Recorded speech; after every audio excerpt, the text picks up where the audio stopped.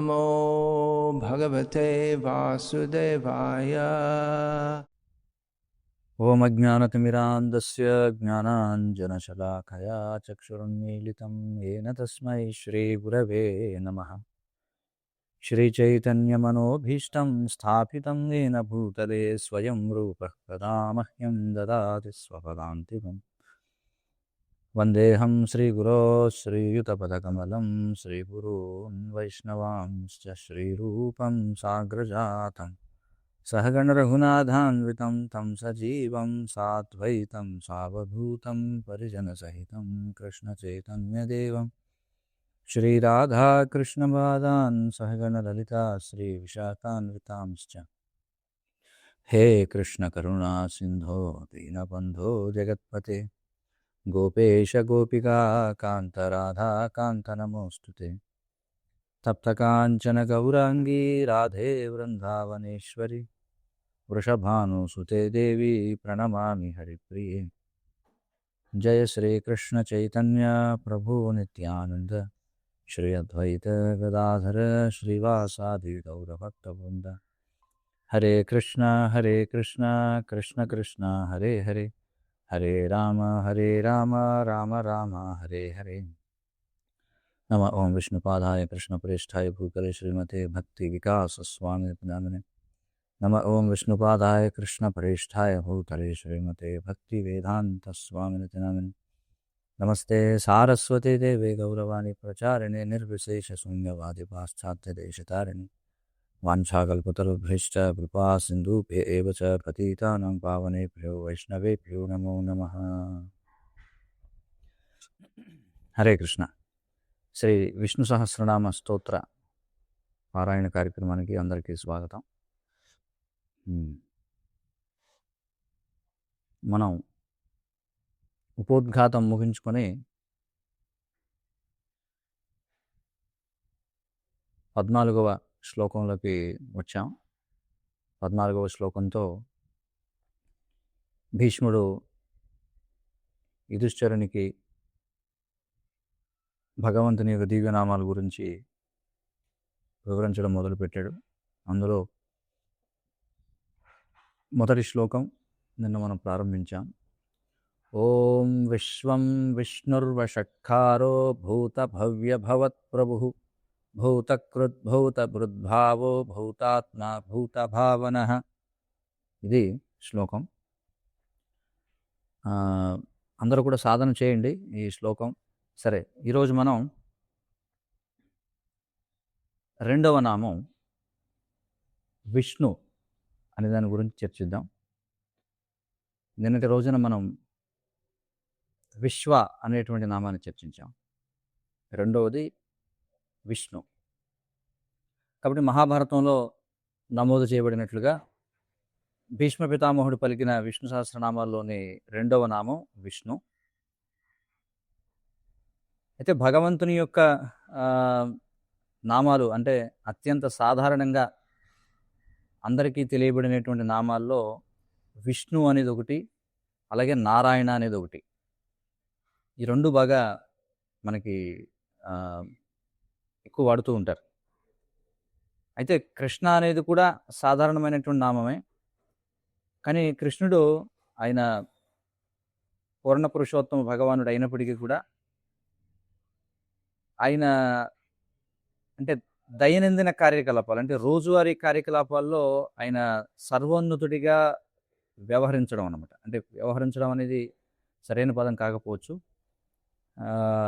ఎందుకంటే కృష్ణుడు ఎక్కువ ఆయన లీలాపరాయణుడిగా ఉంటాడు, భక్తవత్సలుడిగా ఉంటాడు, ఒక సామాన్య మానవుడిలా నటిస్తాడనమాట. కృష్ణ అంటేనే అదొక వ్యక్తిగత సంబంధాన్ని కలిగి ఉండే ఒక దాన్ని సూచిస్తుంది అనమాట. కానీ నారాయణ విష్ణు అనగానే అది భగవతత్వం సాధారణంగా. అందుకే మనకి శాస్త్రాల్లో కూడా భగవంతుడు గురించి సంబోధించాల్సి వచ్చినప్పుడు కృష్ణ అనే పదం కంటే కూడా నారాయణ విష్ణు అనే నామాలే ఎక్కువగా ఉపయోగించబడతాయి. ఈరోజు మనకి అదేమిటనేది ఈరోజు మనకి విషయాలు చర్చిస్తాం, మనం చూద్దాం. శ్రీమద్ భాగవతం మొదటి స్కందంలో ఒక శ్లోకం చెప్తారు. ఏమిటది? కృతవాన్ కిల కర్మాణి సహరామేణ కేశవ అతిమర్త్యాని భగవాన్ గూఢ కపటమానుష. అంటే కేశవుడైనటువంటి కృష్ణుడు బలరామునితో కలిసి ఈ లోకంలో అవతరించి మానవాతీతుడైన భగవంతుడైనప్పటికీ తనను తాను దాచుకుని కపట మానవ రూపంలో మానవుడిలాగే రకరకాల లీలలను ప్రదర్శించాడని భాగవతం వివరిస్తుంది మనకి. అందుకే మనం చెప్పుకుంటున్నాం, భగవంతుడు అనగానే విష్ణు భగవానుడు, నారాయణుడు ఎక్కువగా మనం శ్రీ వైష్ణవ సాంప్రదాయంలో కావచ్చు, ఎక్కువ మనకి విష్ణు నారాయణ అనే పదాలే వాడతారు. చాలామంది కృష్ణుడు అనగానే ఒక సాధారణ మనిషి అని అనుకుంటారు, కానీ నారాయణుడిని విష్ణువుని ఎప్పుడు కూడా సాధారణ మనిషిని అనుకోరేవారు. కానీ కృష్ణుడు అనేటప్పటికీ చాలామంది సందేహం వస్తుంది, ఈయన భగవంతుడైనా, ఈయన సాధారణ వ్యక్తిలా కనిపిస్తున్నాడే అని చెప్పి. అది కృష్ణుడి యొక్క విశేషం అన్నమాట. కాబట్టి భగవంతుడిని సూచించేటువంటి వివిధ పదాలు ఉన్నాయి.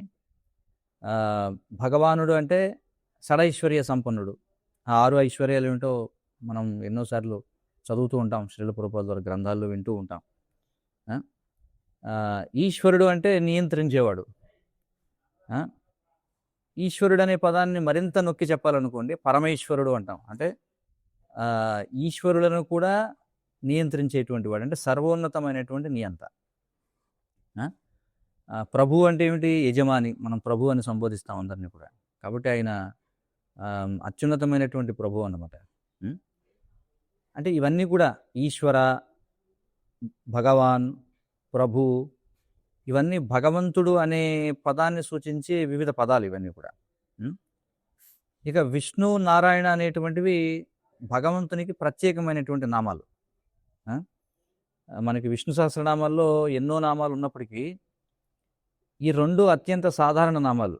ఏది? విష్ణు, నారాయణ అనేది. అయితే ఈ రెండింటిలో కూడా విష్ణు అనేటువంటి నామం మరింత మనకి అధికారికంగా ఉపయోగించబడుతున్నట్లుగా మనకు అనిపిస్తుంది అనమాట. ఉదాహరణకు ఇప్పుడు మనం చదువుకునే స్తోత్రం పేరే విష్ణు సహస్రనామం అని చెప్పి అంటున్నాం.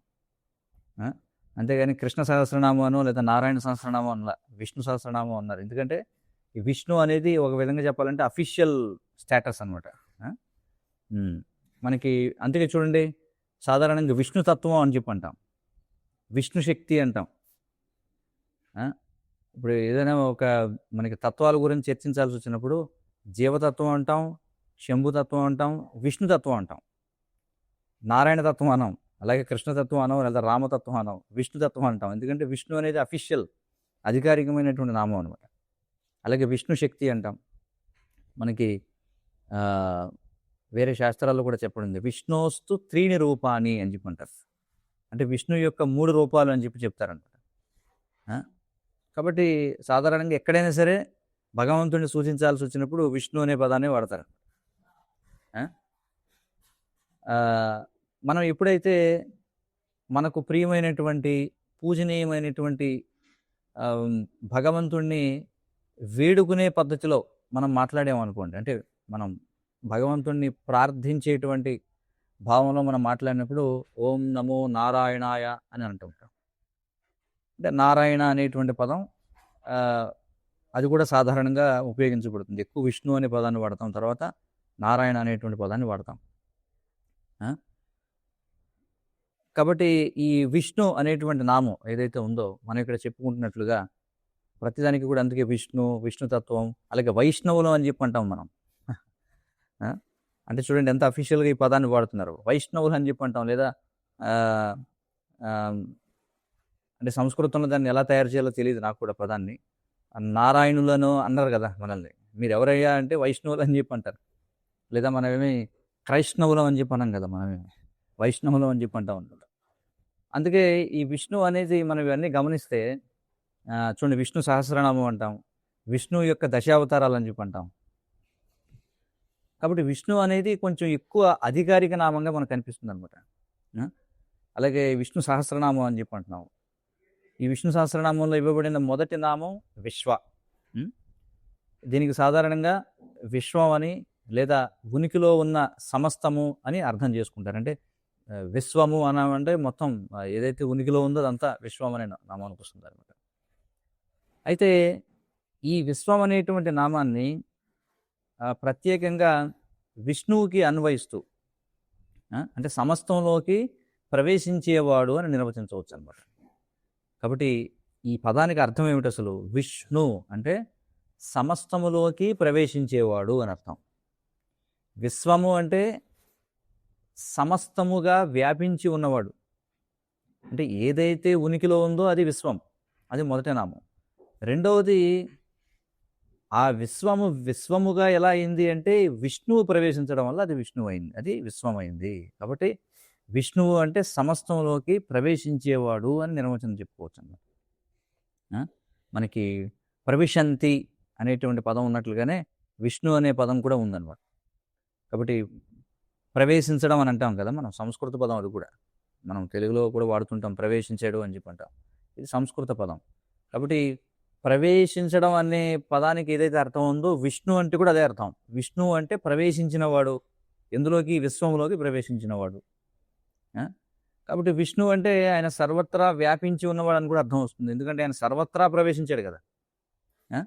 కాబట్టి ఈ విశ్వము అనే దానికి స్వల్ప తేడా ఉన్న మరొక అర్థం అన్నమాట విష్ణు అంటే. కాబట్టి విశ్వము అంటే సమస్తం, కాబట్టి కృష్ణుడే సమస్తం. కానీ ఇక్కడ విశేషం ఏమిటంటే ఆయనే సమస్తం అయినప్పటికీ ఆయన అన్నింటికంటే భిన్నముగా కూడా ఉంటాడు. ఆయనే సమస్తం, కానీ ఆయన అన్నిటికంటే భిన్నమైనవాడు. ఆయనే సమస్తం అయినప్పటికీ ఆయన ప్రతిదానిలోనూ ప్రవేశిస్తాడు. చూడండి, ఇదంతా అచింత్యం అన్నమాట, మన బుర్రకు అందదు ఇదంతా. కాబట్టి ఆయన ప్రతిదానిలోనూ ప్రవేశిస్తాడు అనేది, ఆయన అంతటా వ్యాపించి ఉంటాడనేది ఏమి సూచిస్తుందంటే సమస్తము ఆయనే అయినప్పటికీ ఆయన దానికంటే భిన్నమైనవాడు కూడా.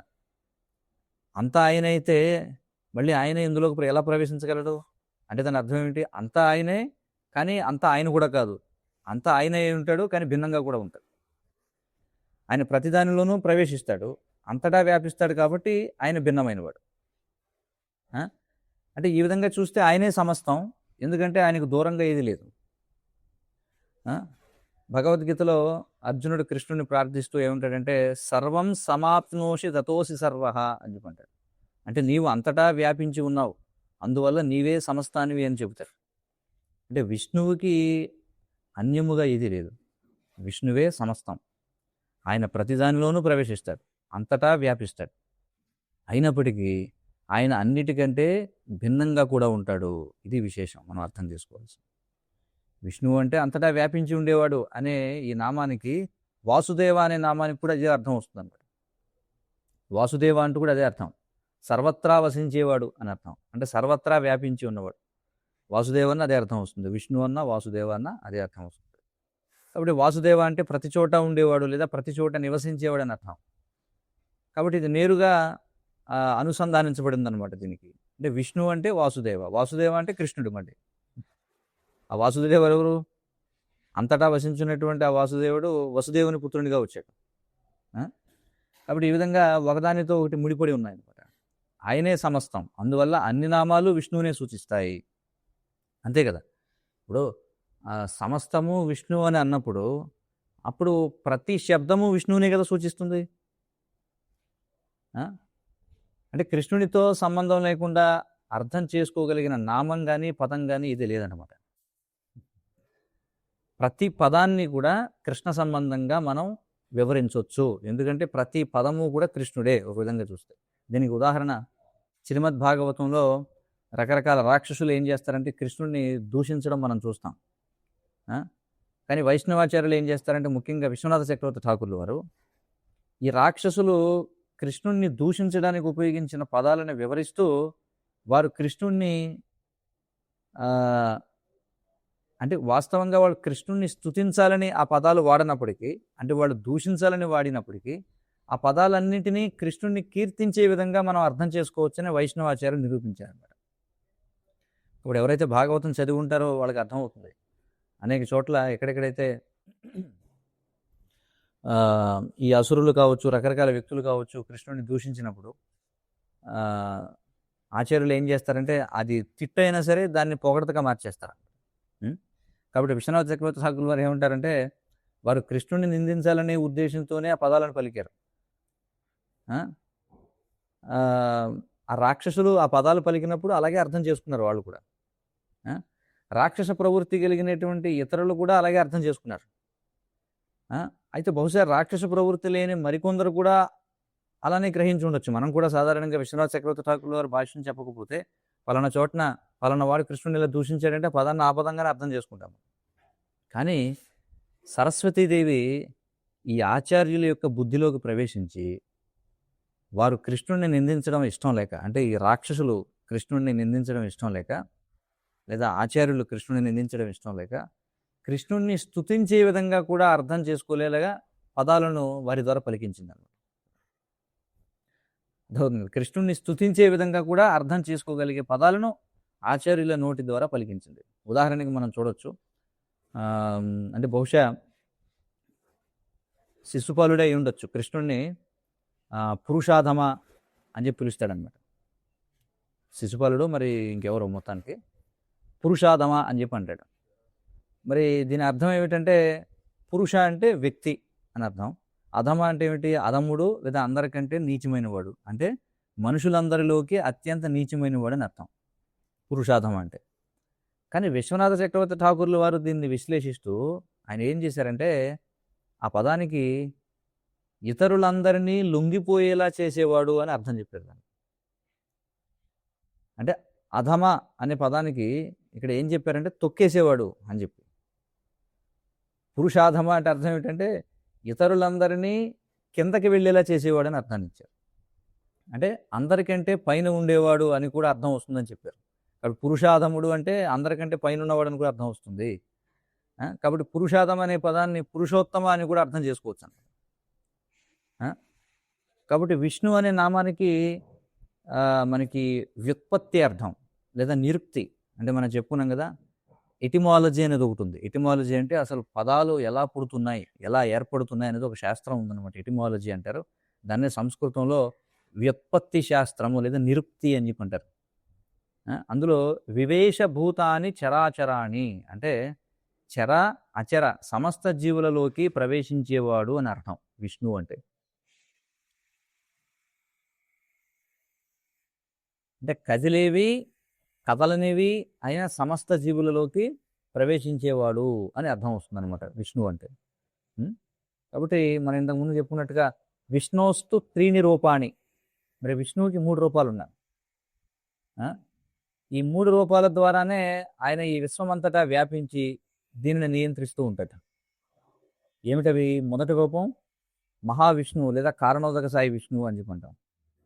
ఈ కారణోదక సాయి విష్ణువు ఆధ్యాత్మిక జగత్తుకు వెలుపల ఉన్న సమస్తానికి పరమాత్మ అనమాట. ఆధ్యాత్మిక జగత్తుకి బయట ఉన్న మొదటి పురుషావతారం ఎవరు? కారణోదక సాయి విష్ణు, మహావిష్ణువు అని చెప్పంటాం. మరి బయట ఏముంది? భౌతిక జగత్తు ఉంది. కాబట్టి ఈ భౌతిక జగత్ అంతటికి కూడా పరమాత్మ ఎవరంటే కారణోదక సాయి విష్ణువు. కాబట్టి ఇది మొదటి విష్ణువు. మళ్ళీ ఆయన నుండే ఈ విశ్వాలన్నీ బీజ రూపంలో వ్యక్తమవుతాయి, మళ్ళీ తిరిగి ఆయనలోనే లయమైపోతాయి. ఆ తర్వాత ఆయన ఏం చేస్తాడు? గర్భోదక సాయి విష్ణువుగా ప్రతి విశ్వంలోకి ప్రవేశిస్తాడు. ఇది రెండవ విష్ణువు. ఇక మూడవ రూపమైన క్షీరోదక సాయి విష్ణువు ప్రతి విశ్వంలోనే ఉంటాడు. ఇది ప్రతి బ్రహ్మాండం. పైగా విశ్వంలో ఆయనకంటూ ఒక ప్రత్యేక గ్రహం ఉంటుందన్నమాట, దాన్ని శ్వేతద్వీపం అని చెప్పంటారు. అలాగే ఆయన ప్రతి జీవి హృదయంలోనూ అలాగే ప్రతి పరమాణువులోనూ పరమాత్మగా నివసిస్తాడు. అండాంతరస్థ పరమాణుచే అంతరస్థం అని చెప్పబడింది కదా. కాబట్టి చూడండి, విష్ణువు అంటే మనం చెప్పుకున్నాం కదా, చర అచరమైన వాటి ప్రతి దానిలోకి ప్రవేశించేవాడని. ఆయనే ఈ భౌతిక జగత్తు కాంగ్లోమెరేట్ అని చెప్పంటాం. అంటే మొత్తం ఈ భౌతిక విశ్వం, అంటే ఈ భౌతిక జగత్తు, భౌతిక పదార్థం ఏదైతే ఉందో అది ఇంకా భిన్నముగా విడిపోక ముందు అందులోకి ప్రవేశించేది ఆయనే. మళ్ళీ ఆయన నుండి వచ్చినటువంటి అనంతకోటి బ్రహ్మాండాల్లోకి ప్రవేశిస్తున్నాడు ఆయన. తర్వాత మళ్ళీ ప్రతి జీవి యొక్క హృదయంలోకి ప్రవేశిస్తున్నాడు. కాబట్టి అందుకే విష్ణు అంటే ప్రవేశించేవాడు అని అర్థం. కాబట్టి ఆయనే సమస్తానికి క్రియాశీలక సూత్రం అనమాట, అంటే యాక్టివ్ ప్రిన్సిపల్. అంటే అసలు విష్ణువు లేకుండా ఇది పనిచేయదు. పురుష సూక్తంలో అలాగే శ్రీమద్ భాగవతంలో ఏం చెప్పబడిందంటే, ఈ విశ్వరూపం సృష్టించబడిన తర్వాత విభిన్న దేవతలందరూ తమ తమ స్థానాల్లోకి ప్రవేశించారు. భాగవతం 2వ స్కందంలో చూసే శక్తికి సంబంధించిన దేవత, అలాగే వినే శక్తికి సంబంధించిన దేవత, అలాగే విసర్జన క్రియకు సంబంధించిన దేవత. అంటే చివరికి మనం మల విసర్జన చేయాలన్నా ఒక దేవత ప్రమేయం ఉండాలి. ఇలా అందరూ ప్రవేశించారు. అంటే ప్రతిదానికి ఒక దేవత ఉంటారన్నమాట. ప్రతి ప్రక్రియ, ప్రతి పని కూడా నియంత్రించబడుతుంది విశ్వంలో, మనం అర్థం చేసుకోవాలి. అంటే మీరు తుమ్మినా కూడా ఆ తుమ్మడాన్ని పర్యవేక్షించే ఒక దేవత ఉంటాడు. కాబట్టి ప్రతిదీ కూడా విభిన్న దేవతల ద్వారానే జరుగుతుంది. అయినప్పటికీ విష్ణువు ప్రవేశించేంత వరకు ఆ విశ్వరూపానికి జీవం రాదు, ఏది పని చేయలేకపోతుంది. కాబట్టి విష్ణువే సమస్తానికి జీవనాధారం. విష్ణువు లేకుండా ఇది నడవదు. ఆయన ప్రతిదానిలోనూ ప్రవేశిస్తాడు, మరియు ఆయన ఉనికి వల్లే సమస్తం పనిచేస్తుంది. ఆయనే శారీరక శక్తిని, మానసిక శక్తిని కూడా ఇస్తాడు. మత్త స్మృతి జ్ఞానం అపోహనం చ. చూడండి, ఆయన మళ్ళీ హృదయంలో కూర్చోకపోతే మనకి స్మృతి, జ్ఞానము, అలాగే విస్మృతి కలగవు అన్నమాట. ఆయనే సమస్తానికి జీవనాధారం. అందుకే మనం విష్ణు సహస్రనామాలలో ప్రాణ అనేటువంటి నామాన్ని కూడా చూస్తాం. మనం విష్ణు సహస్రనామంలో ప్రాణ అనే నామం కూడా ఉంది భగవంతుడి. ప్రాణ అంటే జీవశక్తి. కాబట్టి ఆయనే సమస్తానికి జీవశక్తి. ఆయన ప్రతిదానిలోకి ప్రవేశించడం ద్వారా అన్నింటికీ ఆయనే శక్తిని ప్రసాదిస్తాడు. కాబట్టి శక్తి ఎక్కడి నుంచి వస్తుందంటే విష్ణువు నుండే వస్తుంది. చర అచర అంటే కదిలేవి, కదలనివి సమస్త జీవులలోనూ అంతర్గతంగా ఉండేవాడు. ఇదే విష్ణు అనే పదానికి నిఘంటువు ప్రకారం వచ్చే నిర్వచనం అనమాట. అంటే మనకి వైదిక నిఘంటువుని నిరుక్తము అని చెప్పి అంటారు. అవి ఇచ్చే అర్థం ఇదనమాట. అయితే దీనికి ఇంకా ఎన్నో ఇతర నిర్వచనాలు కూడా ఉండొచ్చు ఇంకా. ఎందుకంటే మన సంస్కృతంలో చూస్తే ఒక పదానికి అనేకమైనటువంటి అర్థాలు ఉంటాయి. అనమాట. కాబట్టి ఇది ప్రధానంగా ఇవ్వబడిన నిర్వచనం, ఇది సంస్కృత నిఘంటువుల్లో. కానీ ఇంకా నిర్వచనాలు ఉండొచ్చు. అలాగే విష్ణువు మనం చూస్తే సత్వగుణానికి అధిపతిగా ఉంటాడు, అలాగే విశ్వాన్ని రక్షించేవాడిగా ఉంటాడు. ఆయన త్రిమూర్తులలో ఒక భాగం కూడా విష్ణువు. బ్రహ్మ, విష్ణు, మహేశ్వరుడు అంటాం. వీళ్ళలో మనం చూస్తే విశ్వం యొక్క సృష్టి, స్థితి, లయలను పర్యవేక్షిస్తూ ఉంటారు ఈ ముగ్గురు. అంటే నిజానికి ఈ ప్రక్రియలన్నీ విష్ణువు నియంత్రణలోనే సాగుతుంటాయి.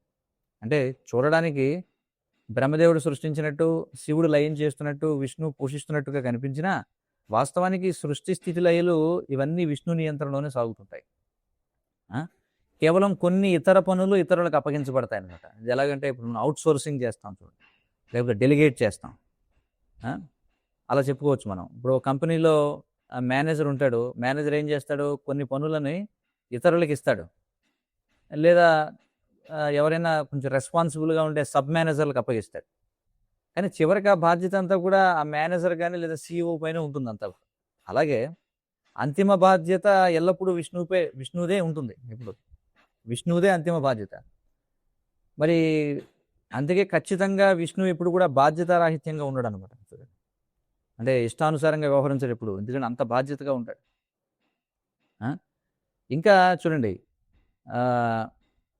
ఈ పనులు ఎవరికైతే ఇతరులకు అప్పచెప్పబడ్డాయో ఆ పనులు ఇతరులు చేయలేనప్పుడు, చివరకు బ్రహ్మదేవునికి లేదా శివునికి కూడా ఇబ్బందులు ఎదురైనప్పుడు ఆ సమయంలో విష్ణువే వారికి సహాయం చేస్తాడు. బ్రహ్మదేవుని విషయానికి వస్తే కొన్నిసార్లు ఆయన రకరకాల సమస్యలను సృష్టించే భయంకరమైన రాక్షసుల గురించి దేవతలు వస్తూ ఉంటారనమాట. ఎందుకంటే దేవతలు అనేక రకాలుగా ఇబ్బందులు పడుతుంటారు రాక్షసుల నుంచి. ఎందుకంటే మళ్ళీ ఈ బ్రహ్మో, శివుడో ఎవరో వరాలు ఇచ్చేస్తుంటారు రాక్షసులు. ఆ రాక్షసులు ఏం చేస్తారు, దేవతలను ఇబ్బందులు పెడుతుంటారు. మరి ఆ దేవతలకు ఇబ్బందులు వచ్చినప్పుడు మళ్ళీ ఆ దేవతలు వచ్చి ఎవరి దగ్గర ఆరోపణ చేస్తారు, బ్రహ్మదేవుడి దగ్గర ఆరోపణ చేస్తారు. అప్పుడు బ్రహ్మదేవుడు ఏమంటాడు, సరే ఇక విష్ణువు రావాల్సిన సమయం వచ్చిందని చెప్పి అంటాడు. అంటే ఆయన వ్యక్తిగతంగా సమస్యను పరిష్కరించడు. శివుని విషయానికి వస్తే మనకు తెలుసు, ఈ వృకాసురుడు, భస్మాసురుడు కథలో ఎవరు వచ్చి శివుని రక్షించాడు, విష్ణువే వచ్చి మళ్ళీ శివుని రక్షించాల్సి వచ్చింది. కాబట్టి విష్ణువు సత్వగుణాన్ని పర్యవేక్షిస్తాడు. కాబట్టి సత్వము అంటే ఏమిటి, ఉనికి. కాబట్టి ఆయన ఉనికిని పర్యవేక్షిస్తాడనమాట విష్ణువు. ఇక ఉనికిలోకి తీసుకురావడం మరియు ఉనికిని ముగించడం అనే ప్రక్రియలను బ్రహ్మ, మహేశ్వరులు పర్యవేక్షిస్తారు. ఉనికిలోకి తీసుకురావడం అంటే ఏమిటి, సృష్టించడం. ఉనికిని ముగించడం అంటే ఏమిటి, లయం చేయడం. ఈ 2 కార్యాలు ఎవరు చేస్తారు? బ్రహ్మ, మహేశ్వరులు పర్యవేక్షిస్తారు. అంటే సాధారణంగా విష్ణు అనే ఈ నామం ఆహ్, ఇంకా మనం చూసినట్లయితే ఈ రస విచారణ దృష్ట్యా చూస్తే చాలా సార్లు ఏమనుకుంటామంటే వృందావనంలో ఎక్కువగా విష్ణువు, నారాయణుడు అనేటువంటి పదాలు వాడరు. కాబట్టి వాళ్ళు ఏమనుకుంటారంటే అంటే వృందావనానికి బయటే ఈ విష్ణు అనేటువంటి పదం సరిపోతుందని భావిస్తూ ఉంటారనమాట. ఎందుకంటే వృందావనంలో ఎందుకంటే కృష్ణుడిని వృందావనంలో గోపాలుడు, గోవిందుడు, గిరిధారి, గోపీనాథ్, ముకుంద ఇలా ఎన్నో పేర్లతో పిలుస్తారు. ఆ! కానీ నిజానికి ఈ పేర్లలో చాలా వరకు అంటే ఈ పేర్లు వృందావనం బయట కూడా తెలిసినవే అందరికీ కూడా. కానీ వృందావనంలో ఎక్కువగా ఈ నామాలు వాడుతుంటారు. దామోదర అనే నామం. దామోదర అనే నామం ప్రత్యేకంగా ఇది బృందావనానికి సంబంధించినదనమాట. కానీ ఈ పేర్లలో చాలా వరకు బయట కూడా అందరికీ తెలుసు. బృందావనం బయట ఉపయోగించే అనేక నామాలను బృందావనం లోపల కూడా ఉపయోగిస్తారు. ఉదాహరణకి భాగవతం దశమ స్కందంలో కృష్ణుడికి మురారి అనే నామం ఉండడం మనం చూస్తాం. నిజానికి బృందావనంలో మురాసురుడు లేడు. బృందావనంలో జరిగిన లీల కాదు అది. మురాసురుడిని వధించడం అనేటువంటిది అక్కడ బృందావనంలో లేడు మురాసురుడు. అంటే కాలక్రమానుసారం మనం చూస్తే కృష్ణుడు బృందావనాన్ని విడిచిపెట్టిన తర్వాతే మురాసురుడిని వధించాడు కృష్ణుడు. కాబట్టి ఈ నామాలలో చాలా వరకు విష్ణువుకు సంబంధించి కూడా ఉపయోగించవచ్చు అనమాట. అంటే సాధారణంగా మనం గోవింద, మాధవ, లేకపోతే ఇందా చూసాం కదా గిరిధారి, గోపీనాథ్, ముకుంద, మురారి ఈ పేర్లు సాధారణంగా కృష్ణుడికి వాడుతుంటారు. కానీ ఇవి విష్ణువు కూడా వాడచ్చు అనమాట. కానీ కొన్ని నిర్దిష్ట నామాలు మాత్రం వృందావన లీలల్లో ఎక్కువగా మనకి ముడిపడి ఉంటాయి. సాధారణంగా విష్ణు అనేది అందులో ఒకటి కాదని అనుకుంటాం చాలామంది. కానీ భాగవతం దశమ స్కందంలో బృందావనంలో ఉన్నటువంటి భక్తులు లేదా ప్రత్యేకంగా బృందావనంలో కృష్ణునిపై ధ్యానించేవారు విష్ణు అనే నామాన్ని ఉపయోగించడం మనం చూస్తాం భాగవతం. నందమహారాజు అలాగే యశోదామాత కృష్ణుడు తమకు బిడ్డగా జన్మించక ముందే వైష్ణవులు వాళ్ళు. అంతే కదా. అంటే ఈ అంటే కృష్ణుడు తమ వద్దకు రాకముందు అంటే నందమహారాజు, యశోదామాత కృష్ణుడు తమకు బిడ్డగా కలగక ముందు ఎవరిని పూజించారు? వాళ్ళు విష్ణువునే పూజించారు. కాబట్టి బృందావనంలో కృష్ణుడే పూజింపబడుతున్నాడు, విష్ణువుగా లేడు అనుకుంటే పొరపాటు అనమాట. ముందు వాళ్ళు విష్ణువుని పూజించేవారు. రాక్షసుడు అంటే ఈ కృష్ణుడు రాక్షసుల వల్ల ప్రమాదంలో పడినట్లు కనిపించినప్పుడల్లా కూడా యశోదామాత ఏం చేసేది? తన చిన్నారి బిడ్డ కోసం నారాయణుడిని ప్రార్థించేదని మనకు భాగవతంలో చెప్పబడింది. ఆవిడ కృష్ణుని ప్రార్థించింది, ఆవిడ నారాయణుడిని ప్రార్థించింది. ఆవిడ ఏమని ప్రార్థించింది? నేను నా జీవితాంతం నీకు ఎప్పుడైనా సేవ చేసి ఉంటే, ఎవరో యశోదామాత అంటుందన్నమాట. ఏమని? ఓ నారాయణ, ఓ విష్ణు, నేను కనుక జీవితాంతం నీకు అసలు ఎప్పుడైనా సేవ చేస్తుంటే, వాస్తవానికి ఆవిడ జీవితాంతం విష్ణువునే పూజించింది.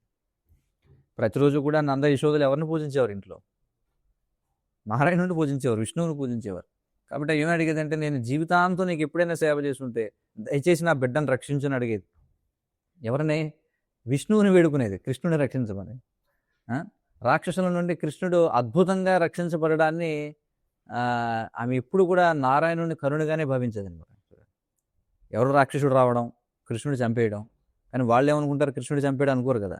ఏమనుకుంటారు? అమ్మో, నా నా ఆరాధ్య దైవం నారాయణుడే కృష్ణుని రక్షించాడని చెప్పి అనుకునేవారు అనమాట. కాబట్టి దామోదరాష్టకంలో కూడా మనం చూస్తే నమోదేవ దామోదర ఆనంత విష్ణు అని పాడతాం చూడండి అక్కడ కూడా. అంటే ఈ దామోదరుడు విష్ణు ఎవరంటే దామోదరుడు అని అర్థం, అదే కదా. నమోదేవ దామోదర ఆనంత విష్ణు అని పాడుకుంటాం. దామోదర లీల అనేది పూర్తిగా వృందావన లీల, అందులో ఎలాంటి సందేహం లేదు. ద్వారకలో కానీ ఖచ్చితంగా వైకుంఠంలో కానీ కృష్ణుడిని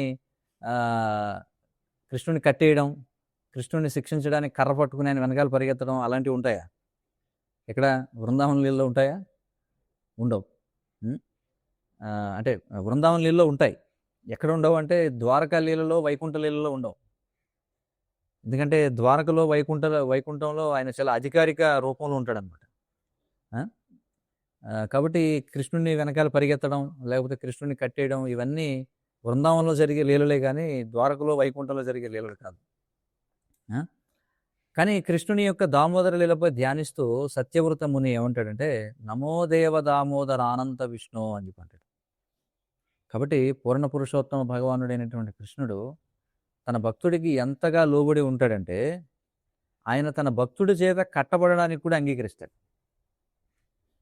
ఆ అత్యంత మధురమైన రూపంపై ధ్యానం చేస్తున్నప్పుడు కూడా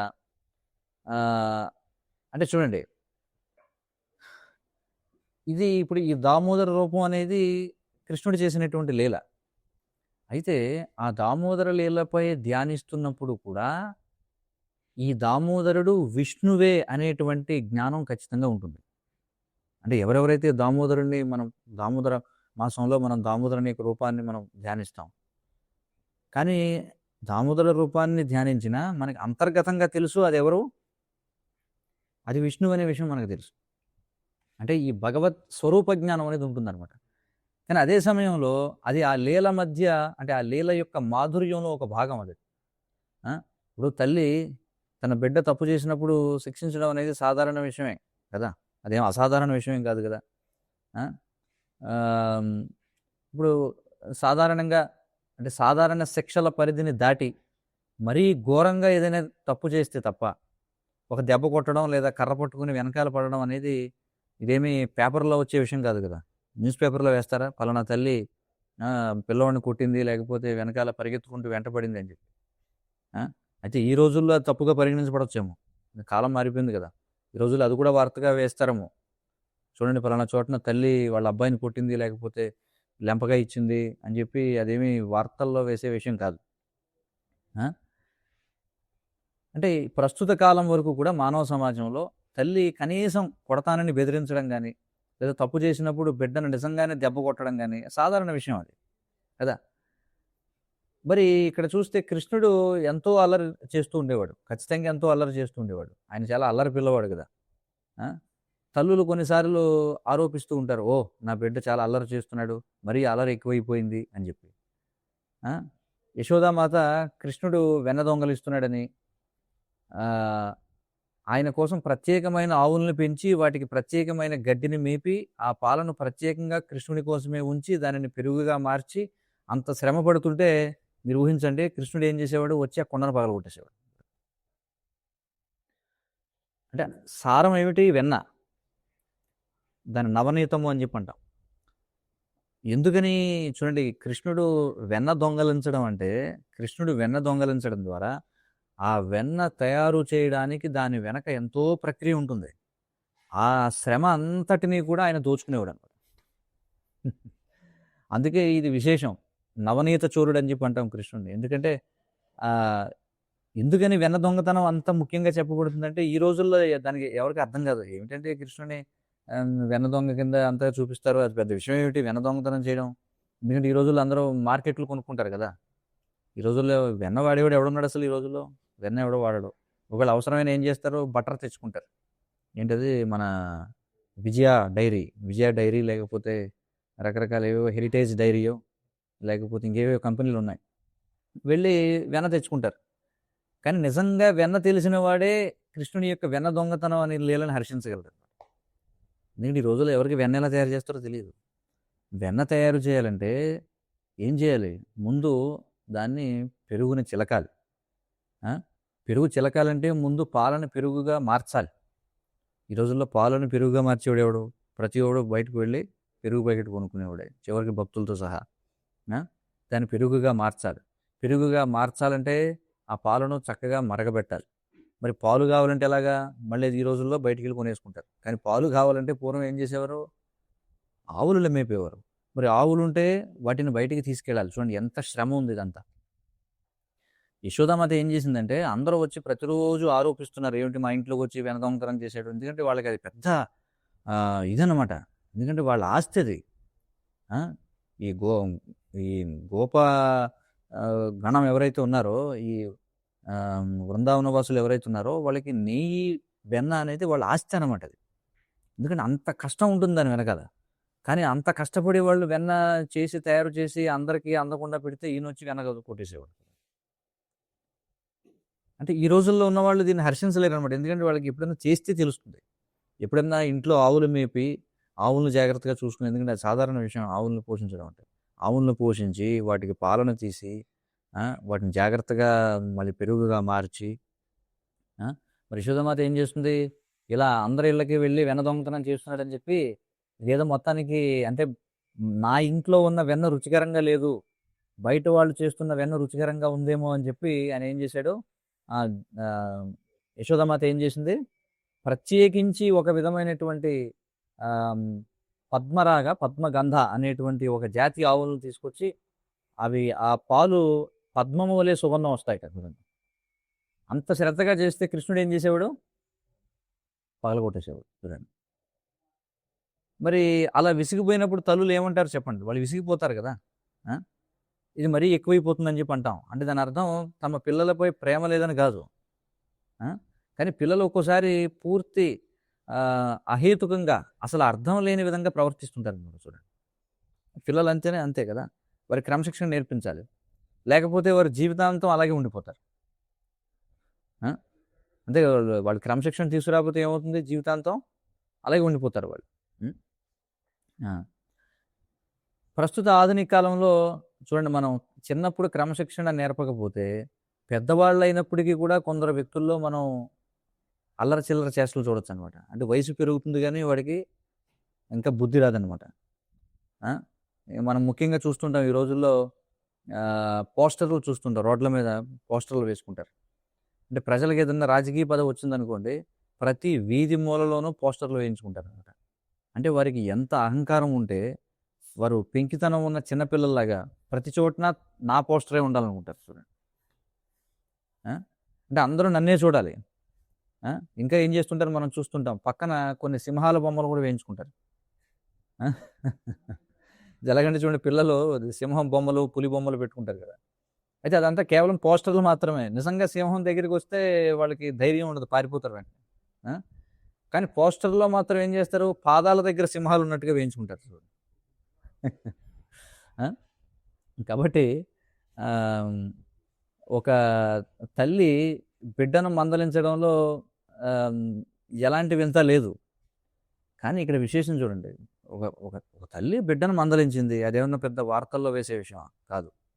కానీ ఇన్నేళ్ల తర్వాత కూడా, 5000 సంవత్సరాలు గడిచిన తర్వాత కూడా మనం యశోదామాత అనేటువంటి తల్లి కృష్ణుడు అనేటువంటి బిడ్డను మందలించిందనే దాన్ని ఎందుకు స్మరిస్తున్నాం మనం? దాని గురించి పాటలు పాడడం, దాని జ్ఞాపకార్థం ఒక పూర్తి నెలనే కేటాయించడం, కార్తీక మాసం, దామోదర మాసం. అంటే చూసేవారికి చాలా వింతైన సాంప్రదాయంగా అనిపించవచ్చు అనమాట బయటవాడికి. ఇదేమిటిది, ఎవరో తల్లి బిడ్డని ఏదో మందలించింది, దానికోసం ఏకంగా ఒక మాసమే కేటాయించారు వీళ్ళు. కానీ ఇక్కడ అసలు విషయం ఏమిటంటే, ఎందుకు ఇలా కేటాయించడం జరిగింది? ఎందుకంటే కృష్ణుడు విష్ణువు కాబట్టి.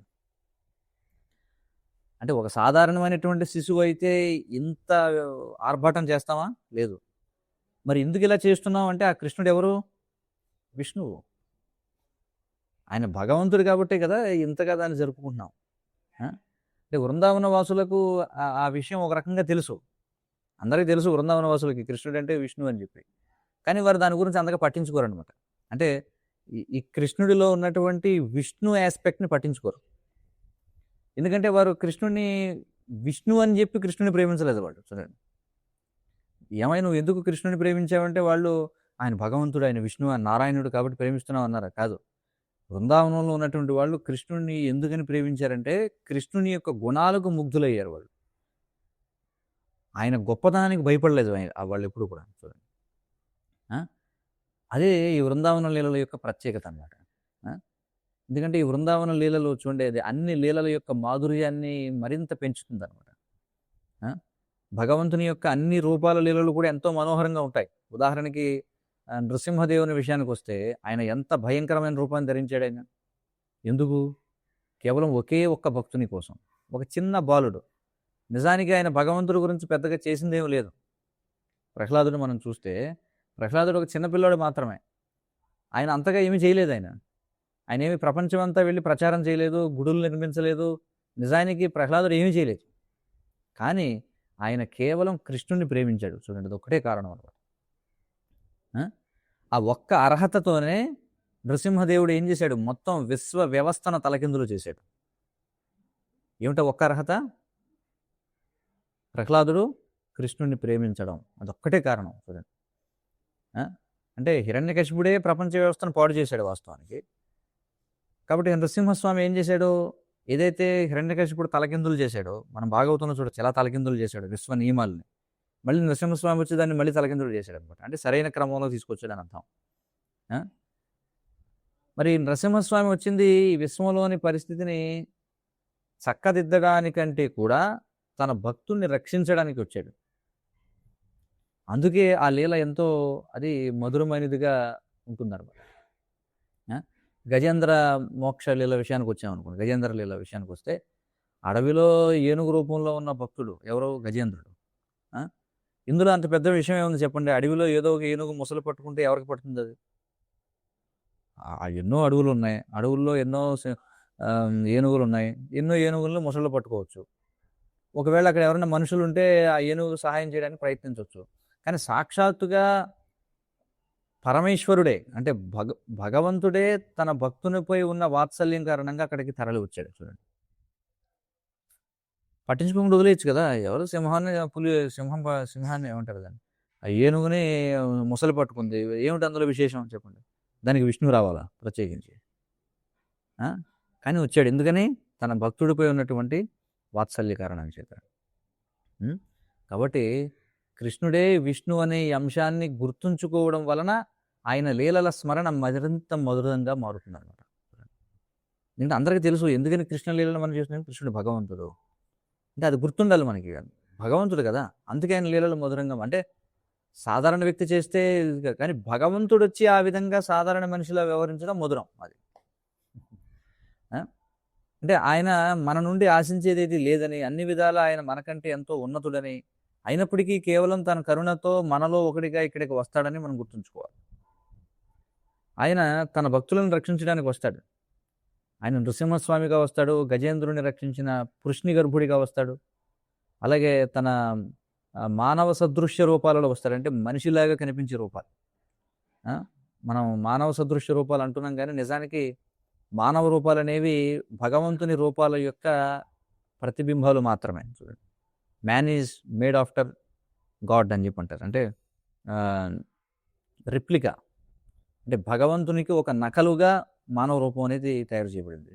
ఎందుకంటే భగవంతుడు సగం సింహం సగం మనిషిలాగో లేదా చేపగానో లేదా వరాహంగానో ఉంటే ఆయనతో ఒక సామాన్య మనిషితో ఉన్నట్టుగా మనం సన్నిహితంగా మెలగడం సాధ్యం అవుతుందా? మనం నరసింహస్వామితోటో లేదా మత్స్యావతారంతో, వరాహ రూపంతో, కూర్మ రూపంతో మనం వెళ్ళి సన్నిహితంగా మెలగడం సాధ్యం అవుతుందా? మనకి సాధ్యం కాదు. చైతన్య చరితామృతంలో కృష్ణుడి లీలలన్నింటిలోనూ నరలీల అత్యున్నతమైనది. ఆయన అసలు స్వరూపం నరవపు అని చెప్పబడింది అనమాట. భగవంతుడు నృసింహ రూపంలో, వరాహ రూపంలో, కూర్మ రూపంలో, మత్స్య రూపంలో ఇలా అనేక రూపాల్లో వచ్చిన ఆయన అసలు రూపం ఏమిటి, స్వరూపం ఏమిటంటే నరవపు అని చెప్పబడింది. ఆయనకు ఈ లీలలన్నీ ఒక ఆట లాంటివి అన్నమాట. ఈ రూపాలలో పరశురాముడు ఒక శక్తి ఆవేశ అవతారం. మళ్ళీ మరి పరశురాముడితో ప్రేమపూర్వకమైన భావ వినిమయాలు మనకు కనిపిస్తాయా? లేదు. క్షత్రియులందరినీ వధించిన ఆయనది చాలా ఉగ్రమైనటువంటి రూపం. అలాగే వామన లీల చాలా మధురమైనది. ఆయన దేవతలతో కలిసి బంధువుల ఇంద్రుడి తమ్ముడిగా నివసిస్తాడు. అయితే ఆయన ఇంద్రుడితో ఎక్కువ సమయం గడపడు. ఇంద్రుడిని విడిచిపెట్టి బలిచక్రవర్తి దగ్గరికి వెళ్తాడు. బలిచక్రవర్తిని వంచిస్తాడు. ఆయన సర్వస్వాన్ని తీసేసుకుంటాడు. ఆయనను పాతాళ లోకానికి పంపేస్తాడు. ఆ తర్వాత తానే వెళ్ళి ఆయనకు సేవకుడిగా అక్కడ నివసిస్తాడు. ఇవన్నీ చాలా మధురమైనటువంటి లీలలు అనమాట. అలాగే రామలీల చాలా మధురమైనది. బుద్ధలీల అంత మధురమైనది కాదు, ఎందుకంటే అందులో మాధుర్యం ఉండదు. బుద్ధుడంటే కేవలం బుద్ధి అంతే.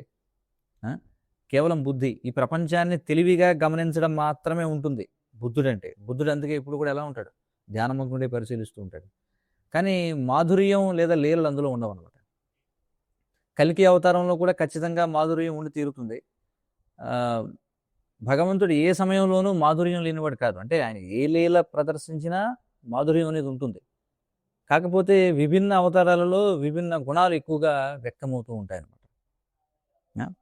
ఇది మనం అర్థం చేసుకోవాలి. విశ్వ అంటే సర్వస్వము, సర్వత్రా ఉన్నటువంటి వాడు అని. విష్ణు అంటే సర్వములోనికి ప్రవేశించేవాడు అని అర్థం. విష్ణు అంటే ప్రవేశించేవాడు. ఎలా ప్రవేశిస్తున్నాడు? ఎందుకంటే సర్వము ఆయన అయినప్పటికీ కూడా సర్వానికి ఆయన భిన్నముగా కూడా ఉన్నాడు.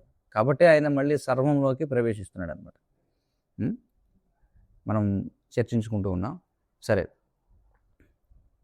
కృష్ణుడు ప్రేమ పురుషోత్తముడు లేదా లీలా పురుషోత్తముడు అని చెప్పి అంటారు. ఎందుకంటే భగవంతుని యొక్క అన్ని గుణాలు కూడా కృష్ణుల్లో పూర్తిగా వ్యక్తమయ్యాయి.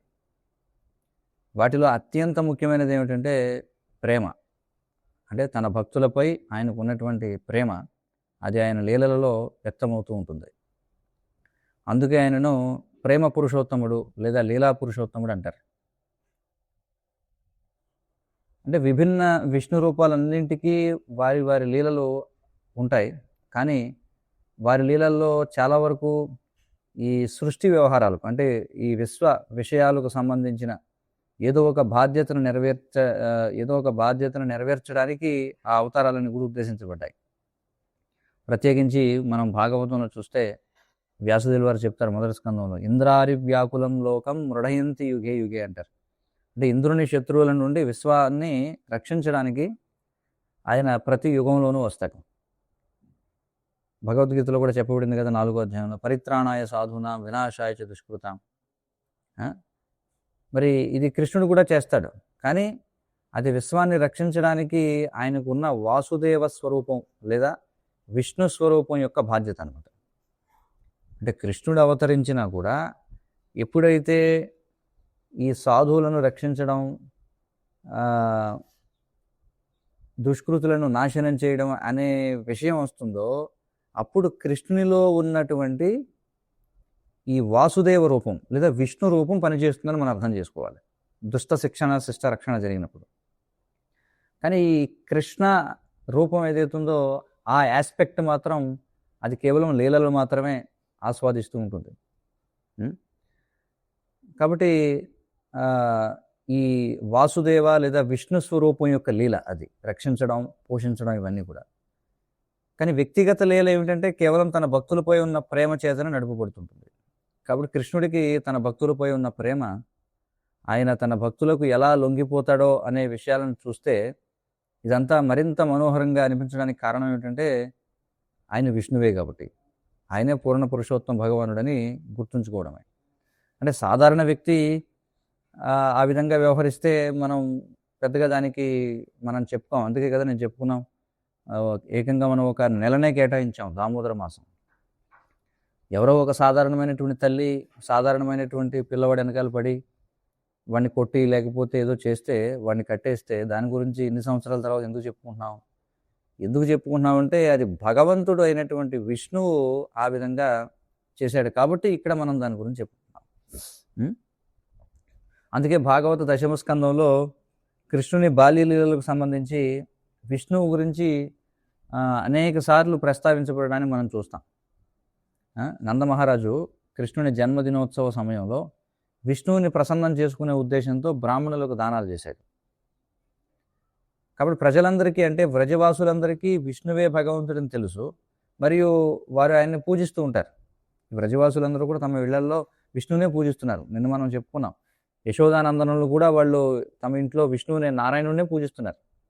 నారాయణుడిని పూజించడం వల్లే వారికి కృష్ణుడు కలిగాడని అనుకుంటున్నారు.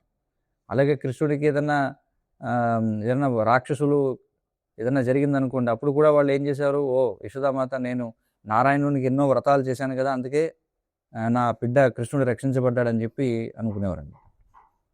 అంటే కొన్నిసార్లు వాళ్ళు కొంతవరకు గ్రహిస్తారు, అంటే వారికి తెలిసినట్లే ఉంటుంది కానీ తెలియదు అనమాట కృష్ణుడే భగవంతుడని. చివరకు కృష్ణుడికి కూడా చూడండి విశేషం ఇక్కడ, చివరికి కృష్ణుడికి కూడా ఆయనకు కూడా తెలిసినట్లే ఉంటుంది కానీ తెలియదు. కృష్ణుడికి కూడా నేను భగవంతుడని తెలిసినట్లే ఉంటుంది కానీ తెలియదు. ఆయనకు ఒకే సమయంలో తెలుసు మరియు తెలియదు కూడా. ఇది మనకు అర్థమవుతుందా అంటే మనకు అర్థం చేసుకోలేము అనమాట. ఇది అసాధ్యం. అది బహుశా కృష్ణుడికి అర్థమవుతుందేమో, ఎందుకంటే మనం ఊహించలేనటువంటి పనులు కూడా కృష్ణుడు చేయగలడు కదా. కాబట్టి కృష్ణుడు తాను పూర్ణ పురుషోత్తమ భగవానుడు అనేటువంటి విషయాన్ని ఎన్నటికీ మర్చిపోడు. కానీ ఆయన వృందావనంలో ఉన్నప్పుడు దాన్ని మర్చిపోతాడు. మర్చిపోడు కూడా. అంటే ఆయన ఈ రెండు స్థితుల మధ్య మారుతుంటాడు అనమాట, ఏదో స్విచ్ ఆన్ చేసి ఆఫ్ చేసినట్టుగా. అంటే ఒకసారి భగవంతుడిని నేను అనేటువంటి విషయాన్ని గుర్తుంచుకుంటాడు, ఒకసారి మర్చిపోతుంటాడు. అంటే ఒక క్షణంలో ఆయన తల్లి ఒడిలో కూర్చొని నాకు పాలు అని ఏడుస్తుంటాడు, అప్పుడు నేను భగవంతుడు అనే విషయాన్ని మర్చిపోతాడు. కానీ తర్వాత క్షణంలోనే ఎవరో ఒక రాక్షసుడు, ఏదో ఒక సుడిగాలి రాక్షసుడు తృణావర్తుడు ఎత్తుకెళ్ళాడు అనుకోండి, మళ్ళీ రాక్షసుడిని చంపేస్తాడు. మరి రాక్షసుడిని చంపడం అంటే అది ఎవరు చేస్తారు? అది విష్ణువు చేస్తాడు. అంటే అప్పుడు గుర్తుంచుకుంటాడు అనమాట నేను భగవంతుడు అని చెప్పి.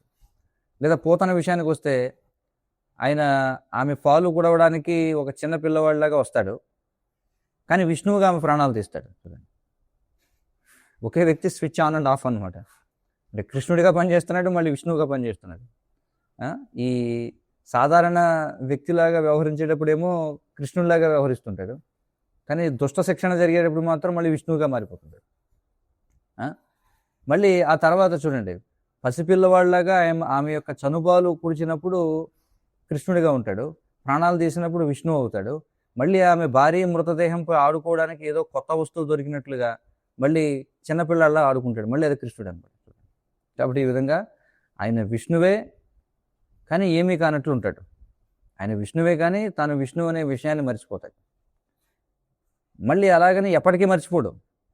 కాబట్టి దీన్ని వివరించడానికి ప్రయత్నించడం వల్ల ఎలాంటి ఉపయోగం లేదనమాట. ఎందుకంటే మనం కేవలం ఒక విషయాన్ని గ్రహించాలి. ఇక్కడ అంగీకరించాల్సిన విషయం ఏంటంటే పూర్ణ పురుషోత్తమ భగవానుడు అంటే ఆ నిర్దిష్ట వ్యక్తికి మనకు అసలు ఊహకందని ఆయన సాధించగలిగినటువంటివి ఎన్నో ఉంటాయి, ఆయన శక్తులు ఎన్నో ఉంటాయి అన్నమాట. ఆయన యొక్క భగవంతుని యొక్క శక్తులు ఆయన సాధించగలిగినవి ఏవైతే ఉన్నాయో అవి మన ఊహకు అందవు. అందుకే ఆయన ఏమన్నారు? అచింత్యుడు అని చెప్పున్నారు, అంటే ఊహకి అందని వాడు అని చెప్పి. ఒకవేళ అలా కాకుండా ఆయన గనక అంటే కృష్ణుడు గనక మన అవగాహన పరిమితులకు లోబడి ఉంటే అప్పుడు ఆయన పూర్ణ పురుషోత్తమ భగవానుడు అనడం వల్ల అర్థం ఏముంటుంది? అంటే భగవంతుడు అంటేనే మనకు అర్థం కాడని. కానీ ఇతర మత విధానాల్లో అసలు ఈ ఆలోచనే వాళ్ళకి లేదనమాట. ఎన్నో కొన్ని ఒక రకంగా చెప్పాలంటే ఈ అవగాహనకి వాళ్ళు కొన్ని లైట్ ఇయర్స్ దూరంలో ఉన్నారని చెప్పుకోవాలి ఇతర మత విధానాల్లో. కాబట్టి కృష్ణుడే విష్ణు అని నందమహారాజు అర్థం చేసుకున్నాడు. కృష్ణుడు వ్రజవాసులందరికీ వైకుంఠ దర్శనాన్ని ప్రసాదించాడు.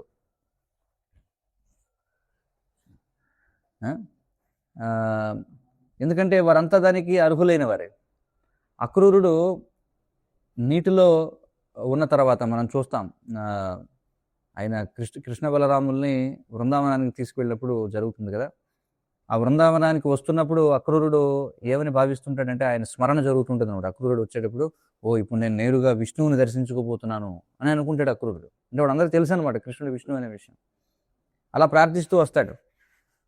అలాగే కృష్ణ బలరాముల్ని మథురకు తీసుకెళ్తున్నప్పుడు పవిత్రమైన యమునా నదిలో స్నానం చేయడానికి ఆగుతాడు మార్గ మధ్యంలో. ఆయన స్నానం చేస్తుండగా ఆయన నీళ్ళలోకి మునుగుతాడు కదా, మునగ్గానే లోపల ఏం కనిపిస్తుంది?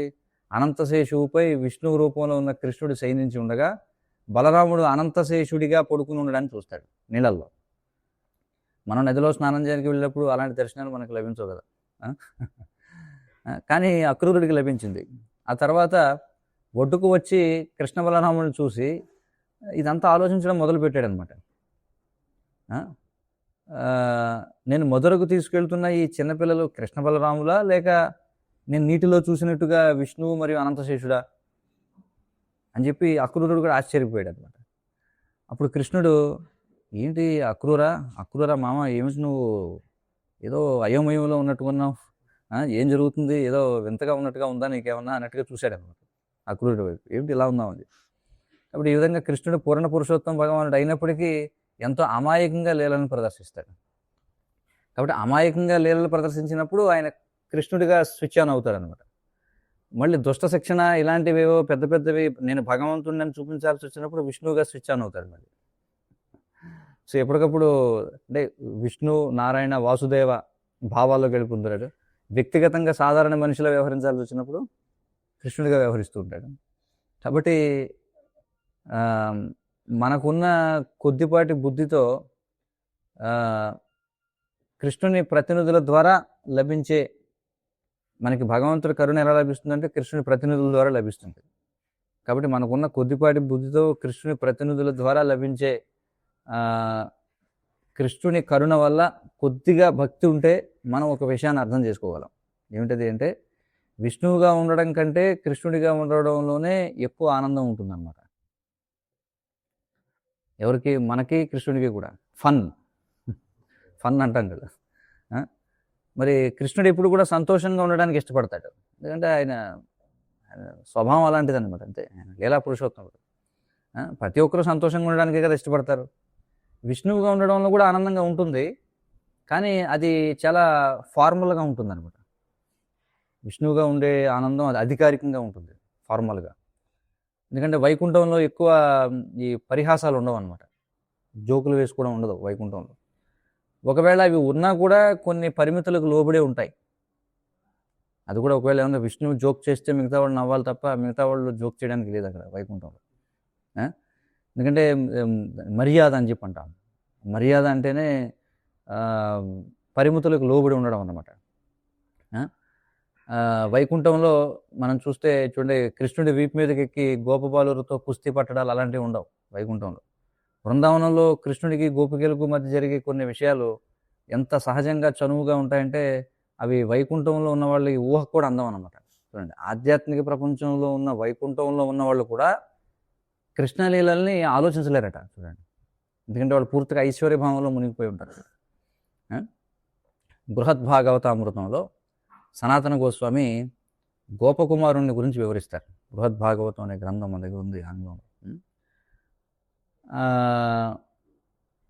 ఈ గోపకుమారుడు తనకి ఎక్కడ సంతృప్తి లభిస్తుందా అని చెప్పి ఆయన మొత్తం భౌతిక ప్రపంచం, మొత్తం ఆధ్యాత్మిక ప్రపంచం అంతా వెతుకుతూ ఉంటాడు గోపకుమారుడు. గోపకుమారుడు అంటేనే అర్థం ఏంటి? గోపకుమారుడు అంటే ఆయన గోవులు రక్షించేటువంటి, పాలించేటువంటి ఒక బాలుడు అనమాట. కాబట్టి అతడు ఈ భూలోకంలో అసలు సమస్త సృష్టిలో నా హృదయానికి తనివి తీరా సంతృప్తి ఎక్కడ లభిస్తుంది అని అన్ని లోకాలు తిరుగుతుంటాడు. మరి ఒకానొక సమయంలో ఈ గోపకుమారుడు వైకుంఠంలోకి ప్రవేశిస్తాడన్నమాట. కానీ ఆయన వైకుంఠవాసిలాగా దుస్తులు ధరించడానికి నిరాకరించాడు. అక్కడికి వెళ్ళిన తర్వాత వాళ్ళు చెప్పారు, ఏమైనా నువ్వు వైకుంఠంలోకి వస్తున్నావు, ఏమిటి బట్టలు ఏంటి ఇలా ఉన్నాయి, నువ్వు ఫార్మల్గా రావాలి ఇక్కడికి.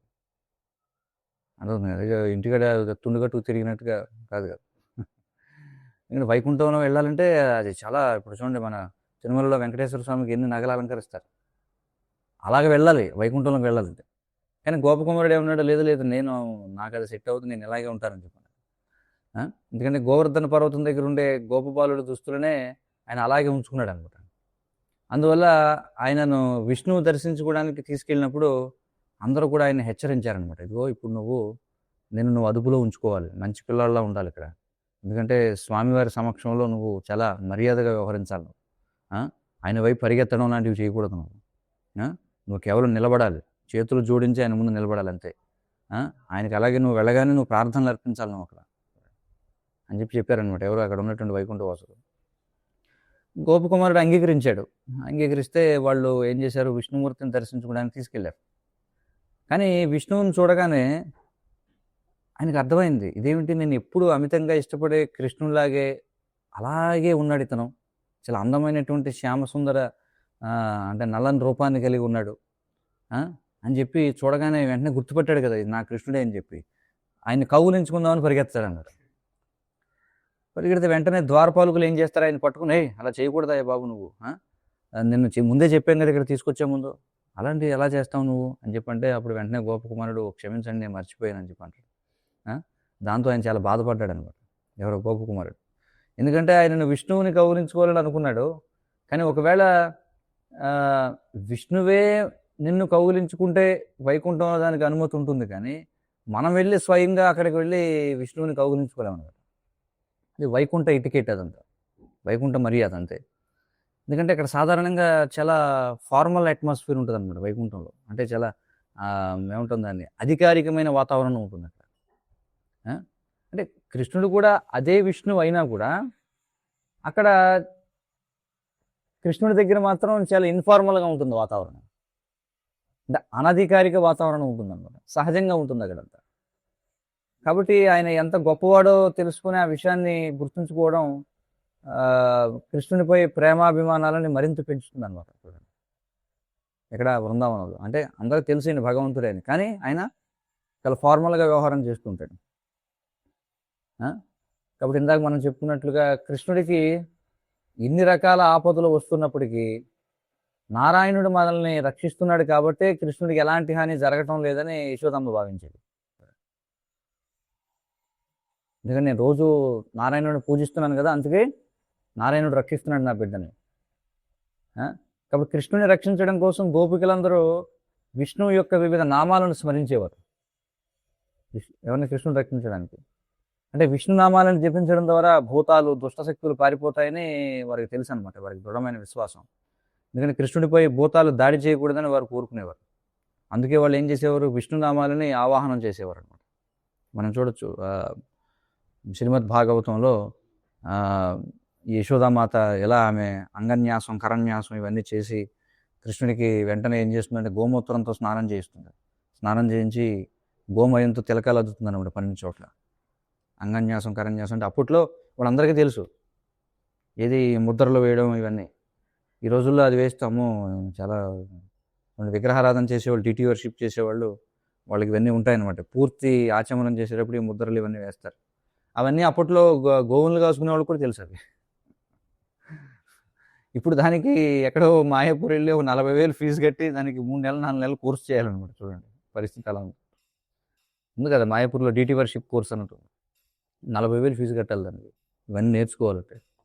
ఆ రోజుల్లో గోప వనితలకు కూడా తెలిసేవన్నీ. మరి గర్గాచార్యుడు గర్గముని కృష్ణ బలరాముల నామకరణ మహోత్సవానికి వచ్చినప్పుడు ఆయన నేరుగా చెప్పకపోయినా కృష్ణుడే సాక్షాత్తు విష్ణువు అనే విషయాన్ని నందమహారాజుకి చెప్పకనే చెప్పాడు అనమాట. దాదాపుగా వెల్లడించాడు. ఏమన్నాడంటే నీ బిడ్డ విష్ణువు అంతటి శక్తివంతుడు అని చెప్పి అన్నాడు. మరి విష్ణువు అంతటి శక్తివంతుడు ఎవరు కాగలరు చెప్పండి? విష్ణువే. అంటే ఖచ్చితంగా విష్ణువే ఉండాలి కదా. ఆయన అదే అంటాడు, ఇదానీం కృష్ణతాం గతః. మనం చూస్తే శుక్లో రక్తస్తథాపీత ఇదానీం కృష్ణతాం గతః భాగవతంలో శ్లోకం. గర్గాచార్యుడు నందమహారాజుతో ఏమంటాడంటే నీ బిడ్డ గతంలో చాలాసార్లు అనేక రూపాల్లో అవతరించాడు. ఆయన శ్వేత రూపంలో, అలాగే రక్త రూపంలో, పీత రూపంలో అంటే పసుపు రూపంలో అవతరించాడు. మరియు ఇప్పుడు ఆయన కృష్ణ రూపంలో అవతరించాడు, అంటే నల్లని రూపంలో అవతరించాడు అని చెప్పాడు. కాబట్టి ఈ విధంగా గర్గాచార్యుడు నిజానికి ఈయనే విష్ణువు అని ఒక సంకేతాన్ని ఇచ్చాడు నందమహారాజు. సాధారణంగా ప్రజలు కృష్ణుడిని విష్ణువు యొక్క 8వ అవతారంగా భావిస్తారు. అది నిజమే, ఒక కోణంలో శాస్త్రాల్లో కూడా అదే చెప్పబడింది, అదేం అబద్ధం కాదు. ఒక కోణంలో అది నిజమే. కానీ మరింత సంపూర్ణమైన కోణం ఏమిటంటే ఈ విష్ణు రూపాలన్నీ కూడా శాశ్వతమైనటువంటివి అయినప్పటికీ ఇవన్నీ ఎవరి నుండి అయితే వ్యక్తమవుతాయో లేదా వస్తాయో ఆ విష్ణు రూపాలన్నింటికీ మూల కారణం కృష్ణుడే. విష్ణు రూపాలన్నింటికీ మూల కారణం కృష్ణుడే. ఆయన నుండి విష్ణు రూపాలు వస్తాయి, మళ్ళీ విష్ణు రూపం నుంచి మళ్ళీ కృష్ణుడు 8వ అవతారంగా వస్తారు. దీనికి ఒక ఉదాహరణ చెప్పాలంటే పరమ పూజ భక్తిగా స్వామి వారు ఆయన ఒక ఉదాహరణ చెప్తున్నారు. ఇక్కడ ఏం చెప్తున్నారంటే బ్రిటన్లో యువరాజుల విషయంలో తరచుగా ఇలా జరుగుతున్నట్టు. దీన్ని అర్థం చేసుకోవడానికి ఒక ఎగ్జాంపుల్. బ్రిటన్ తెలుసు కదా, ఇంకా అక్కడ రాజరిక వ్యవస్థ ఉంది, ఊరికే ఫార్మాలిటీగా ఉంది, ఇంకా నడుస్తుంది. అక్కడ యువరాజుల విషయంలో ఇలాగే జరుగుతుందట. రాజు అయ్యేటువంటి వరుసలో ఉన్న వాళ్ళని మనం యువరాజులు అని చెప్పి అంటాం కదా. రాజు తర్వాత ఎవరైతే రాజు పోతారో ఆ ప్రిన్స్ చార్లెస్, ప్రిన్స్ ఆండ్రూ అని చెప్పి 2 ఉన్నారు ఎవరికి ఇప్పుడు ఉన్నటువంటి వాళ్ళు. అయితే వాళ్ళు ఖచ్చితంగా వాళ్ళు సైన్యంలో పనిచేయాల్సి ఉంటుంది అనమాట, ఆర్మ్డ్ ఫోర్సెస్లో పనిచేయాల్సి ఉంటుంది. అంతే కదా, పూర్వం క్షత్రియులు అంటే ఖచ్చితంగా వాళ్ళకి యుద్ధం ఎలా చేయాలో తెలియాలి కదా. తెలియకుండా ఊరికే టీవీ చూస్తూ కూర్చుంటే వాడు ఎలా అవుతాడు? కాబట్టి ఆర్మ్డ్ ఫోర్సెస్లో చేరారు వాళ్ళిద్దరు. ఎవరు? ప్రిన్స్ చార్లెస్, ప్రిన్స్ ఆండ్రూ ఇద్దరు. ఈ ప్రిన్స్ ఆండ్రూ అతను నేవీలో ఒక డివిజనల్ మేనేజర్గా ఉండి యుద్ధంలో కూడా సేవలు అందించాడు. ఎవరు? Prince Andrew. అయితే అతడు చాలా ప్రమాదకరమైనటువంటి, దాన్ని ఏమంటారు, మిషన్ అంటారు కదా, మిషన్. చూడండి ఈ మధ్య ఏదో పాకిస్తాన్ మీద దాడి చేసినప్పుడు దాన్ని ఏదో పేరు చెప్పారు, దానికేంటి, సింధూరా, మిషన్ సింధూరా అని, మిషన్ ఏదో సంథింగ్. ఇలాంటి ప్రమాదకరమైనటువంటి మిషన్లో భాగంగా వాళ్ళు హెలికాప్టర్లు నడపాలట. చూడండి, అంటే అప్పట్లో అంటే కంప్యూటర్ గైడెడ్ మిసైల్స్ రావడానికి ముందు, కంప్యూటర్ గైడెడ్ మిసైల్ అంటే ఇక్కడ కూర్చొని ఊరికే దానికి చెప్పేస్తే అదే వెళ్ళిపోతుంది, వెళ్ళిపోయి కొట్టేస్తుంది అంతే. అయితే అవి రావడానికి ముందు హీట్ సీకింగ్ మిసైల్స్ అని ఉండేవట. హీట్ సీకింగ్ మిసైల్ అంటే ఇప్పుడంటే టార్గెట్ లొకేట్ చేసి పంపేస్తున్నారు, కానీ అప్పట్లో ఎలా ఉండేదంటే ఎక్కడ వేడిగా ఉంటే అక్కడికి వెళ్ళి కొడుతుంది అనమాట. హీట్ సీకింగ్ ఈ మిసైల్స్ ఉండేవట. మరి ఆ మిసైల్స్ ఏం చేస్తాయంటే ఎక్కడైతే వేడి ఉంటుందో, అంటే ఎక్కడైతే ఇంజిన్ ఉంటుందో దానిని కనిపెట్టి ఆ ఓడను ఢీ కొట్టి ముంచేస్తున్నారు చూడండి. అయితే ఈ బ్రిటన్ వాళ్ళు ఏం చేశారంటే, బ్రిటిష్ వాళ్ళు ఈ ఫాక్లాండ్ ఐలాండ్స్ అని చెప్పి దాని మీద ఒక యుద్ధం ప్రకటించారు ఒకనొక సమయంలో. ఫాక్లాండ్ ఐలాండ్స్ అని చెప్పి. అయితే అంటే ఈ ఉదాహరణ కృష్ణుడే ఏ విధంగా ఆయనే మూలమైనా ఆయనే మళ్ళీ విష్ణువుగా వచ్చి మళ్ళీ విష్ణువు నుండి మళ్ళీ కృష్ణుడిగా ఎలా వస్తాడని దానికి చిన్న ఎగ్జాంపుల్గా మనం పక్కకి వెళ్తున్నట్టుగా ఉండొచ్చు. అయితే శత్రువుల ఓడ నుండి, అంటే ఇప్పుడు మనం చూడండి శత్రువులు ఏం చేస్తారో, వాళ్ళు కూడా సముద్రంలో జరిగే యుద్ధం, వాళ్ళు శత్రువులు ఏం చేస్తారంటే తమ ఓడ మీద నుంచి మిసైల్ వదులుతారు, క్షిపణి వదులుతారు. ఆ క్షిపణి ఏం చేస్తుందంటే వీళ్ళ ఓడ మీదకి వస్తుంది కదా, వీళ్ళ ఓడ మీదకి వచ్చి దాన్ని కొట్టేస్తుంది. అయితే ఆ మిసైల్ని దారి తప్పించడం కోసం ఈ ప్రిన్స్ ఆండ్రూ అనేవాడు ఏం చేశాడంటే హెలికాప్టర్ నడుపుతూ ఉండేవాడట. అంటే ఏం చేసేదంటే హెలికాప్టర్ నడిపేటప్పుడు ఆ మిసైల్ ఓడ వైపు రాకుండా హెలికాప్టర్ వైపుకి వచ్చేదన్నమాట. అయితే చివరి క్షణంలో ఏం చేయాల్సి వచ్చేదంటే ఆ క్షిపణి ఇలా వస్తున్నప్పుడు హెలికాప్టర్ వెంటనే పైకి ఎగరాల్సి వచ్చేది చూడండి. అంటే అప్పుడు ఆ క్షిపణి ఏం చేస్తుంది, ఆ మిసైల్ ఎవరికి హాని చేయకుండా సముద్రంలో పడిపోతున్నారు. అంటే ఇది ఎంత డేంజరస్ మిషన్ చూడండి. ఇంత ఏమన్నా హాస్యం ఇలా ఉన్నాయి, వీడియో గేమ్ అనేట్టు కాదు కదా ఇది. అయితే అలా చేస్తూ చాలామంది ప్రాణాలు కూడా కోల్పోతారు. మరి ప్రిన్స్ ఆండ్రూ అతను నేవీలో ఉండేవాడు కాబట్టి ఈ నౌకాదళంలో అత్యున్నత అడ్మిరల్ కంటే చాలా పెద్దవాడు. ఎందుకంటే యువరాజు కదా, దేశానికి యువరాజు అంటే వీళ్ళందరికంటే పెద్దవాడు అతను. కానీ ఆయన ఒక నౌకాదళ అధికారిగా కూడా పనిచేస్తున్నాడు. ఇది ఒక ఎగ్జాంపుల్. అంటే ఇతడు దేశానికే అత్యున్నత స్థాయిలో ఉన్నాడు, కానీ తన కింద ఉన్నటువంటి ఒక లెఫ్టినెంట్ కిందకి వచ్చి మళ్ళీ ఒక డివిజనల్ మేనేజర్గా పనిచేస్తున్నాడు. అలాగే కృష్ణుడు కూడా ఆయన అందరికీ మూలమైనప్పటికీ కూడా ఆయన ఏం చేస్తున్నాడు, మళ్ళీ తనకంటే తన యొక్క విస్తరణ అయినటువంటి విష్ణువు రూపం నుండి మళ్ళీ ఆయన విస్తరిస్తున్నాడు కింద. కాబట్టి ఈ విధంగా ఒక ఎగ్జాంపుల్ చెప్పారనమాట. అంటే ఒక అధికారిగానో, అంటే నౌకాదళ అధికారిగా పనిచేస్తున్నాడు కాబట్టి నౌకాదళంలో ఆయనకంటే ఒక పాత్ర ఉంటుంది, ఒక అధికారిగానో లేదా మరేదైనా రూపంలోనో. అలాగే ఈ నియమావళిని అనుసరించడం కోసం ఆయన ఏం చేస్తాడు, తన సీనియర్ అధికారుల నుండి ఆర్డర్స్ తీసుకుంటుంటాడు మరి కదా. అలాగే నౌకాదళంలో ఒక అధికారిలా వ్యవహరిస్తాడు అతను. సిద్ధాంతపరంగా అతను ప్రతి ఒక్కడికి ఆర్డర్స్ ఇవ్వగలిగినప్పటికీ కూడా, అంటే ఈ ఆర్మీ ఎవరైతే ఉంటారో, ఆర్మీ తర్వాత ఎయిర్ ఫోర్స్ తర్వాత నేవీ, ముగ్గురు కూడా రాష్ట్రపతి అధికారంలో ఉంటారా, అంతే కదా. రాష్ట్రపతి ఆర్డర్లు ఇస్తూ ఉంటాడు. సో ఆ లెవెల్లో ఉన్నప్పటికీ కూడా అతడు ఏం చేశాడు, మళ్ళీ ఒక నిర్దిష్ట స్థానాన్ని తీసుకుంటారనమాట వాళ్ళు, కింద మళ్ళీ ఇంకో డ్యూటీ తీసుకుంటారు. సో ఇదంతా సాధారణ ప్రక్రియలో ఒక భాగమే అన్నట్లుగానే అతడు వ్యవహారం చేస్తుంటాడు అంతే ఆ రోల్లో ఉన్నప్పుడు. కాబట్టి ఇలాగే కృష్ణుడితో సహా అన్ని అవతారాలకు కూడా విష్ణువే మూలం అని మనం చెప్పొచ్చు అనమాట. అవుతుంది కదా. కాబట్టి కృష్ణుడు పూర్ణ పురుషోత్తమ భగవానుడు కాబట్టే ఆయనే స్వయంగా పూర్ణ పురుషోత్తమ భగవానుడైన విష్ణువు యొక్క అవతారంగా వస్తాడు మళ్ళీ ఇక్కడ. అంటే ఆయన 100% భగవంతుడు, పూర్ణ పురుషోత్తమ భగవానుడు. మరి కృష్ణుడు కూడా పూర్ణ పురుషోత్తమ భగవానుడే కాకుండా అంతకంటే ఎక్కువ కూడా భగవంతుడిగా ఉండడమే కాకుండా ఆయన ఏం చేస్తున్నాడు, యశోద కుమారుడిగా కూడా ఉంటున్నాడు ఆయన. ఇది భగవంతుని స్థానం కంటే ఎక్కువే కానీ తక్కువ కాదనమాట. చూడండి, ఎక్స్ట్రా ఫీచర్స్ అనమాట, విష్ణువుకి లేని ఫీచర్స్ ఇవన్నీ కృష్ణుల్లో ఉండేటువంటి ఫీచర్స్. కాబట్టి ఈ విషయాలన్నింటినీ కూడా మనం కేవలం ఏదో ఆలోచన శక్తితో కాకుండా మనం భక్తితో మాత్రమే దీన్ని అర్థం చేసుకోగలం. ఇదంతా కూడా ఏమిటంటే విష్ణుతత్వ విచారం అన్నమాట మనం చేసేది అంతా కూడా. అంటే విష్ణు పూర్ణ పురుషోత్తమ భగవానుడిగా ఉండే తత్వాన్ని పరిశీలిస్తున్నాం మనం. కానీ పూర్ణ పురుషోత్తమ భగవానుడైన కృష్ణుడిని మరియు ఆయన లీలలను రస విచారం ద్వారా మరింత బాగా అర్థం చేసుకోవచ్చు మనం. రస విచారం అంటే ఇప్పుడు భగవంతుడు కేవలం అధికారికంగానే భగవంతుడు కాదు, అనధికారికంగా కూడా భగవంతుడే అని అర్థం చేసుకోవడం ద్వారా ఇది సాధ్యం అవుతుంది. ఇంకా చెప్పాలంటే ఏది ఆసక్తికరంగా ఉంటుంది, భగవంతునిలోని అధికారిక భాగమా అనధికారిక భాగమా? అనధికారిక భాగం. దీన్ని విశ్లేషణ చేయడాన్నే రస విచారం అని చెప్పి అంటారు. కాబట్టి విష్ణు సహస్రనామం భగవంతుని యొక్క భగవత్ తత్వాన్ని స్థాపన చేస్తుంది అనమాట. ఆయన ఏ విధంగా భగవంతుడు అనే దాన్ని తెలియజేస్తుంది విష్ణు సహస్రనామం. దాన్ని అర్థం చేసుకున్న తర్వాత మనం ఆయన సాధారణ అంటే ఆయన యొక్క అసాధారణ లీలలోకి, ఆయన అలౌకిక లీలలోకి వస్తాం. ముందు అసలు ఆయన ఏ విధంగా భగవంతుడు, మరి భగవంతుడు అంటే ఇప్పుడు ప్రభువుల గారు చెప్తారు, గాడ్ ఈజ్ గ్రేట్ అంటారు క్రైస్తవులు. అవును, భగవంతుడు గొప్పవాడే, కానీ ఏ విధంగా గొప్పవాడు భగవంతుడు? గొప్ప గొప్ప కార్యాలు చేస్తేనే కదా ఆయన గొప్పవాడు అవుతాడు. మరి ఆయన చేసే గొప్ప గొప్ప కార్యాలు ఏమిటంటే, ఉదాహరణకు 1000 కార్యాలు చెప్పారు, అది విష్ణు సహస్రనామం. మత్సుకి 1000 కార్యాలు, ఆ 1000 కార్యాలకు గాను ఆయనకి 1000 పేర్లు వచ్చినాయి, అదే విష్ణు సహస్రనామం అవుతుంది కదా. కాబట్టి దీని ముందు అని అర్థం చేసుకుంటే తర్వాత ఆయన యొక్క అసాధారణ లీలల్లోకి, అలౌకిక లీలలోకి వెళ్ళగలం. కాబట్టి కృష్ణుని యొక్క దివ్యమైన నైతికతను అర్థం చేసుకునే వారికి ఆ లీలలు లోక విరుద్ధంగా అనిపించవచ్చు అనమాట.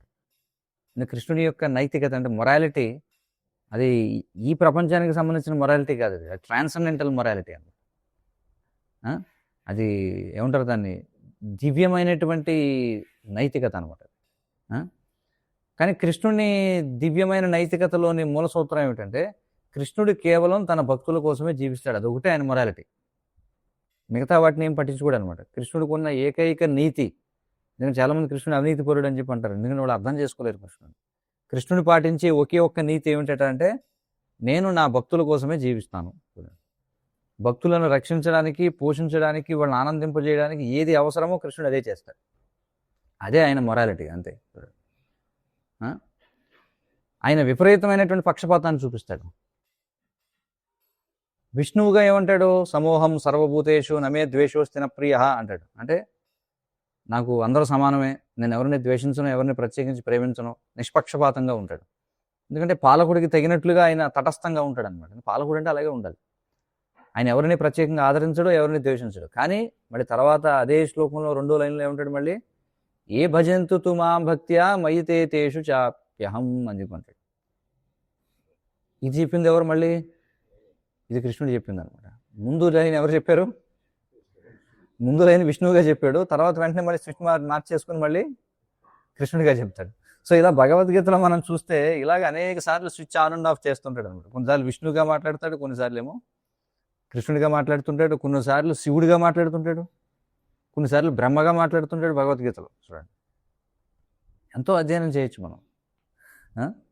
కాబట్టి కృష్ణుడిగా ఆయన ఏం చేస్తాడు, తన భక్తుల పట్ల అత్యంత పక్షపాతాన్ని ప్రదర్శిస్తాడు. అన్ని విష్ణు రూపాలలోనూ, అంటే కానీ ముఖ్యంగా కృష్ణుడి రూపంలో, అంటే తరతరాలుగా ప్రజలు తనను మోసగాడని, అబద్ధాల కూరని, అధర్మపురుడని ఇలా ఎన్నో రకాలుగా నిందిస్తారని తెలిసినా కూడా కృష్ణుడికి ఆయన వాటన్నిటినీ అంగీకరిస్తాడనమాట. ఎందుకంటే తన భక్తులు రక్షింపబడడం, పోషింపబడడం మాత్రం ఆయనకు ముఖ్యం. నాకు ఈ వేదాల్లో చెప్పబడినవి ఇవన్నీ నాకు వర్తించవు, అవన్నీ విష్ణువు చూసుకున్నాడు, విష్ణువుకి అవన్నీ, నేను దానికి అతీతుడిని అంటాడు. కాబట్టి మనం విష్ణు సహస్రనామాన్ని అధ్యయనం చేయొచ్చు ఈ విధంగా. ఆపై విష్ణువు ఎంత గొప్పవాడో అర్థం చేసుకోవచ్చు. మరి ఈ విష్ణువే యశోదమ్మ చేత కట్టివేయబడ్డాడు. ఈ విష్ణువే మళ్ళీ రాధ ఎక్కడుంది, ఆమె ఇంకా రాలేదు, బహుశా ఆమె నన్ను తిరస్కరించిందేమో అని పరితపిస్తూ ఉంటాడు. ఇవే ఆ దివ్య రహస్యాలు అనమాట. జయదేవ్ గోస్వామి రచించిన గీత గోవిందం ప్రారంభంలో అంటే మనం కృష్ణుడితో పూర్తిగా ఏమంటాం, పారవస్యం చెందేటువంటి, అంటే పూర్తిగా భక్తిలో మునిగిపోయే స్థాయికి వచ్చేంత వరకు సాధారణంగా గీత గోవిందం చదవద్దని చెప్తారు.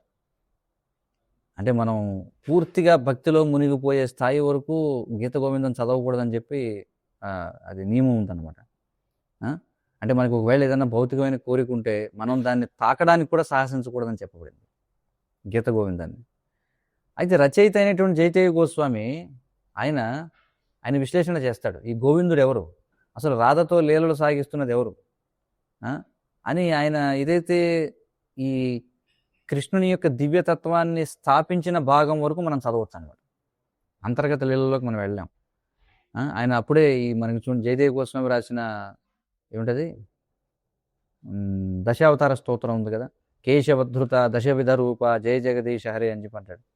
అంటే సమస్త విశ్వాలను నియంత్రించే భగవంతుడు అని అర్థం అనమాట. ఎవరు? జగదీశ, హరి, ఇవన్నీ కూడా ఆయన నామాలే కదా. వాసుదేవ, విష్ణు, నారాయణ, ఉం?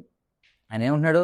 కేశవధృత అని చెప్పి అంటున్నాడు. చూడండి మళ్ళీ, కేశవధృత అంటే అసలు స్వరూపం ఎవరు? కేశవుడు.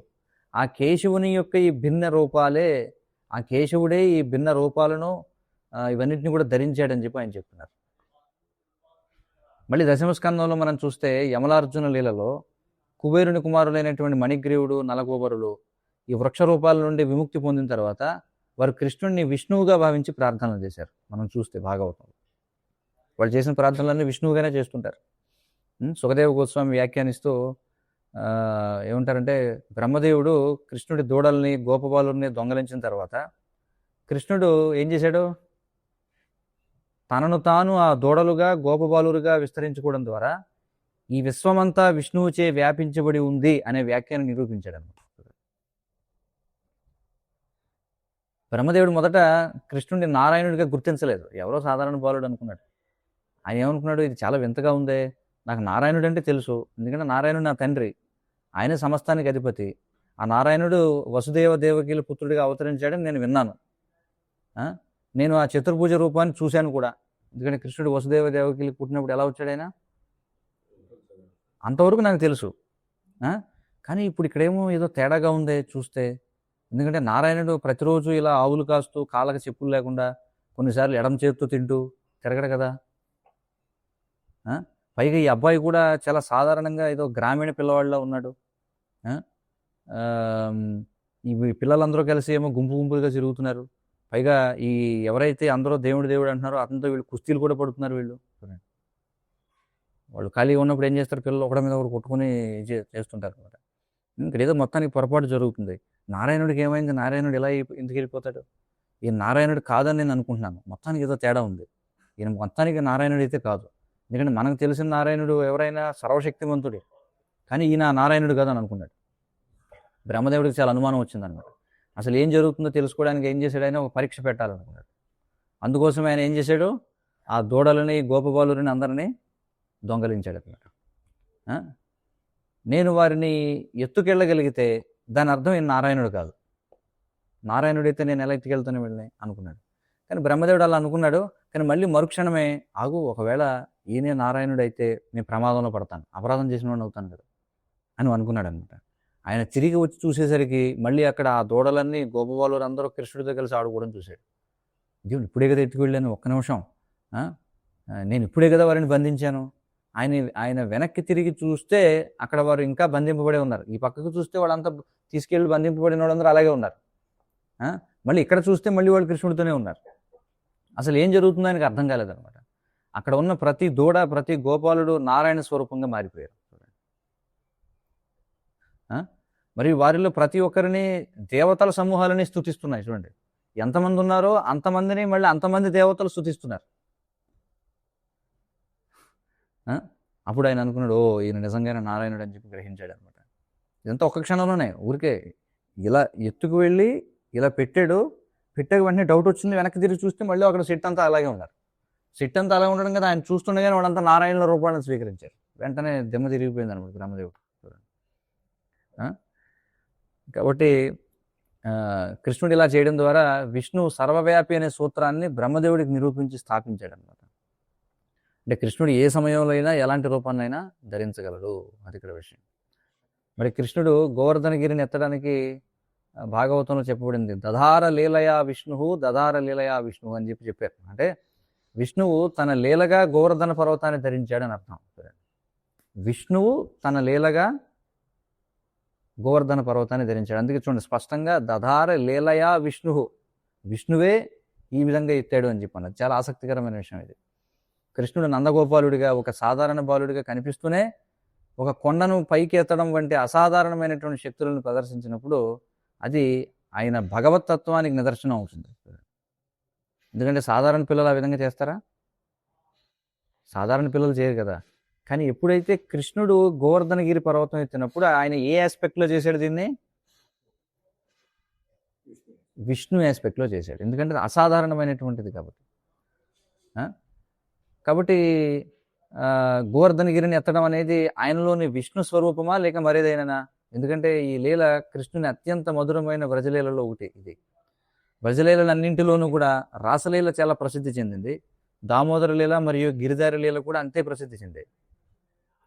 కృష్ణుడు ఎక్కువగా గిరిధారి, గిరివరధారి, గోవర్ధనధారి అని కీర్తించబడుతుంటాడు. కాబట్టి ఇది చేస్తున్నది కృష్ణుడా లేక విష్ణువా అంటే కృష్ణుడే విష్ణువు.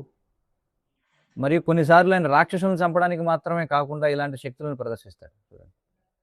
అంటే కేవలం రాక్షసులను చంపడానికి మాత్రమే కాకుండా ఇలాంటి గోవర్ధనగిరి పర్వతం ఎత్తడం, ఇలాంటి అతి మానుషమైనటువంటి లీలలు చేసినప్పుడు మళ్ళీ ఆయన విష్ణువు యొక్క తత్వం పనిచేస్తుంటుంది అనమాట.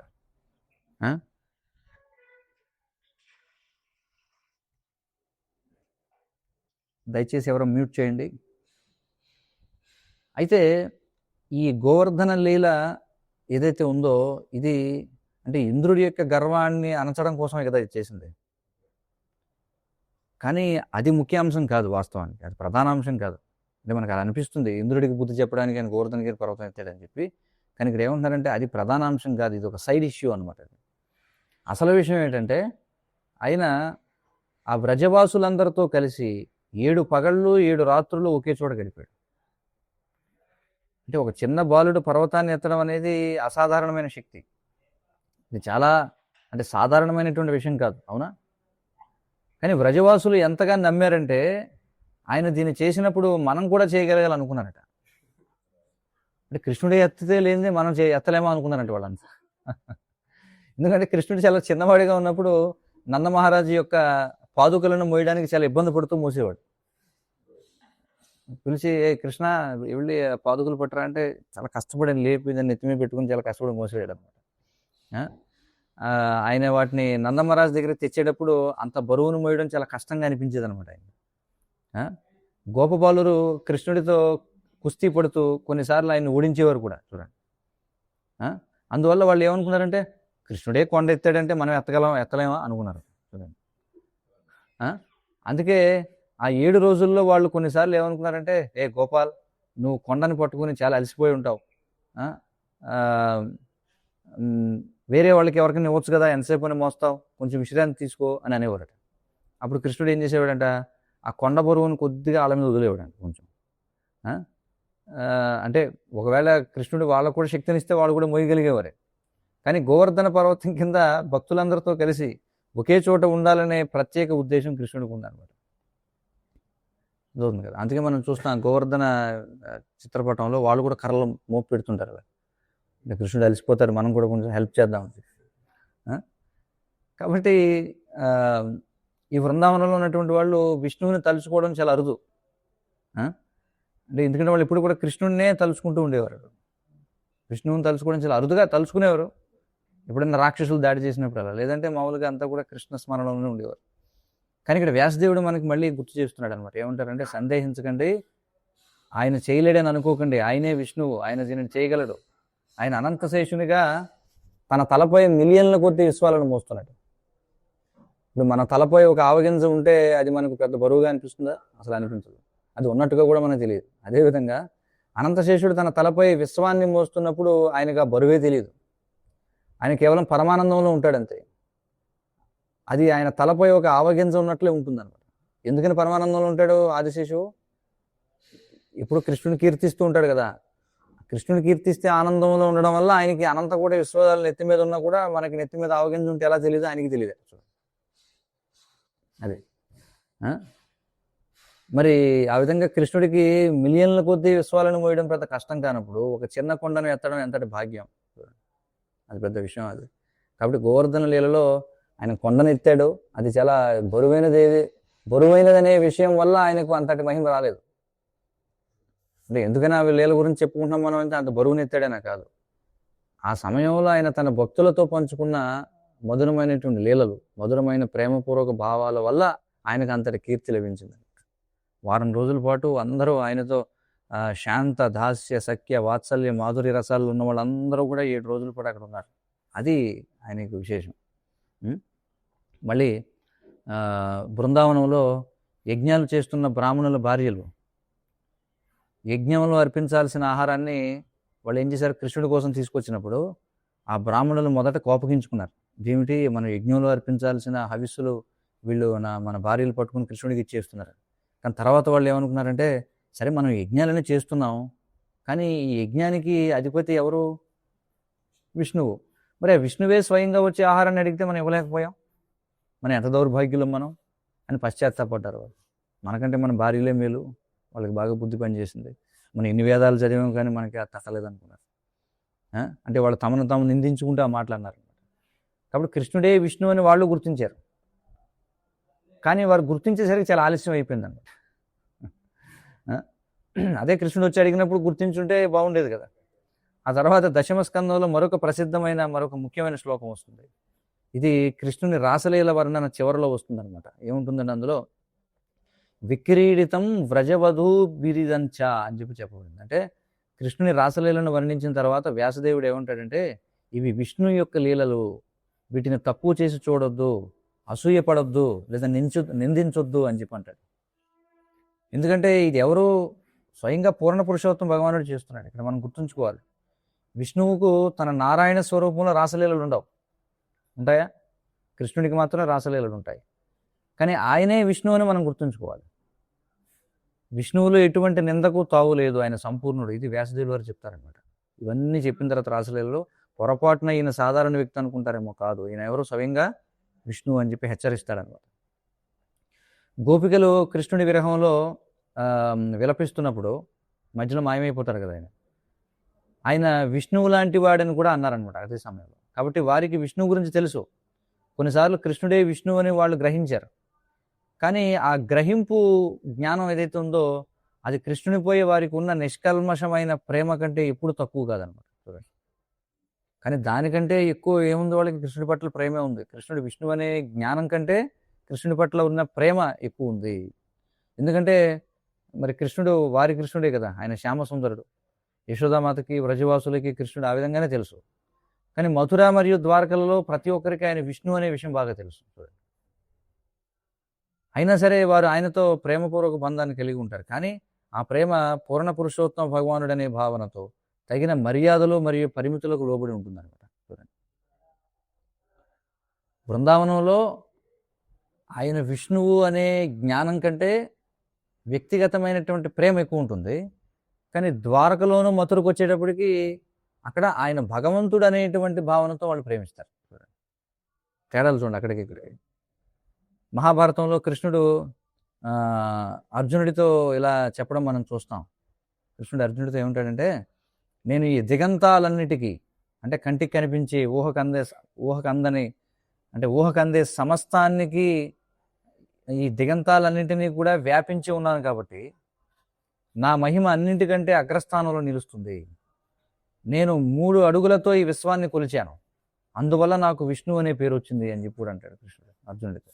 అంటే వామనదేవుడిగా ఆయన ఏం చేస్తాడు, విశ్వమంతా విస్తరించడాన్ని సూచిస్తూ ఆయన ఏమంటాడంటే, నేను ఈ దిగంతాలన్నింటినీ వ్యాపించి ఉన్నాను కాబట్టి నా మహిమ అన్నిటికంటే అగ్రస్థానంలో నిలుస్తుంది. నేను 3 అడుగులతో విశ్వాన్ని కొలిచాను కాబట్టి నాకు విష్ణు అనే పేరు వచ్చింది అని కృష్ణుడు అర్జునుడితో అంటాడు అన్నమాట. కాబట్టి ఇది ఈ విష్ణు అనేటువంటి నామంపై కొన్ని విశేషాలు అన్నమాట. హరే కృష్ణ హరే కృష్ణ హరే కృష్ణ కృష్ణ కృష్ణ హరే హరే, హరే రామ రామ రామ హరే హరే. శ్రీ విష్ణు సహస్రనామం की जय. परम पूज्य भक्ति विकास स्वामी महाराज की जय. श्रील प्रभुपाद की जय. वांछाकल्पतरुभ्यश्च कृपा सिन्धुभ्यो च पतितानां पावनेभ्यो वैष्णवेभ्यो नमो नमः.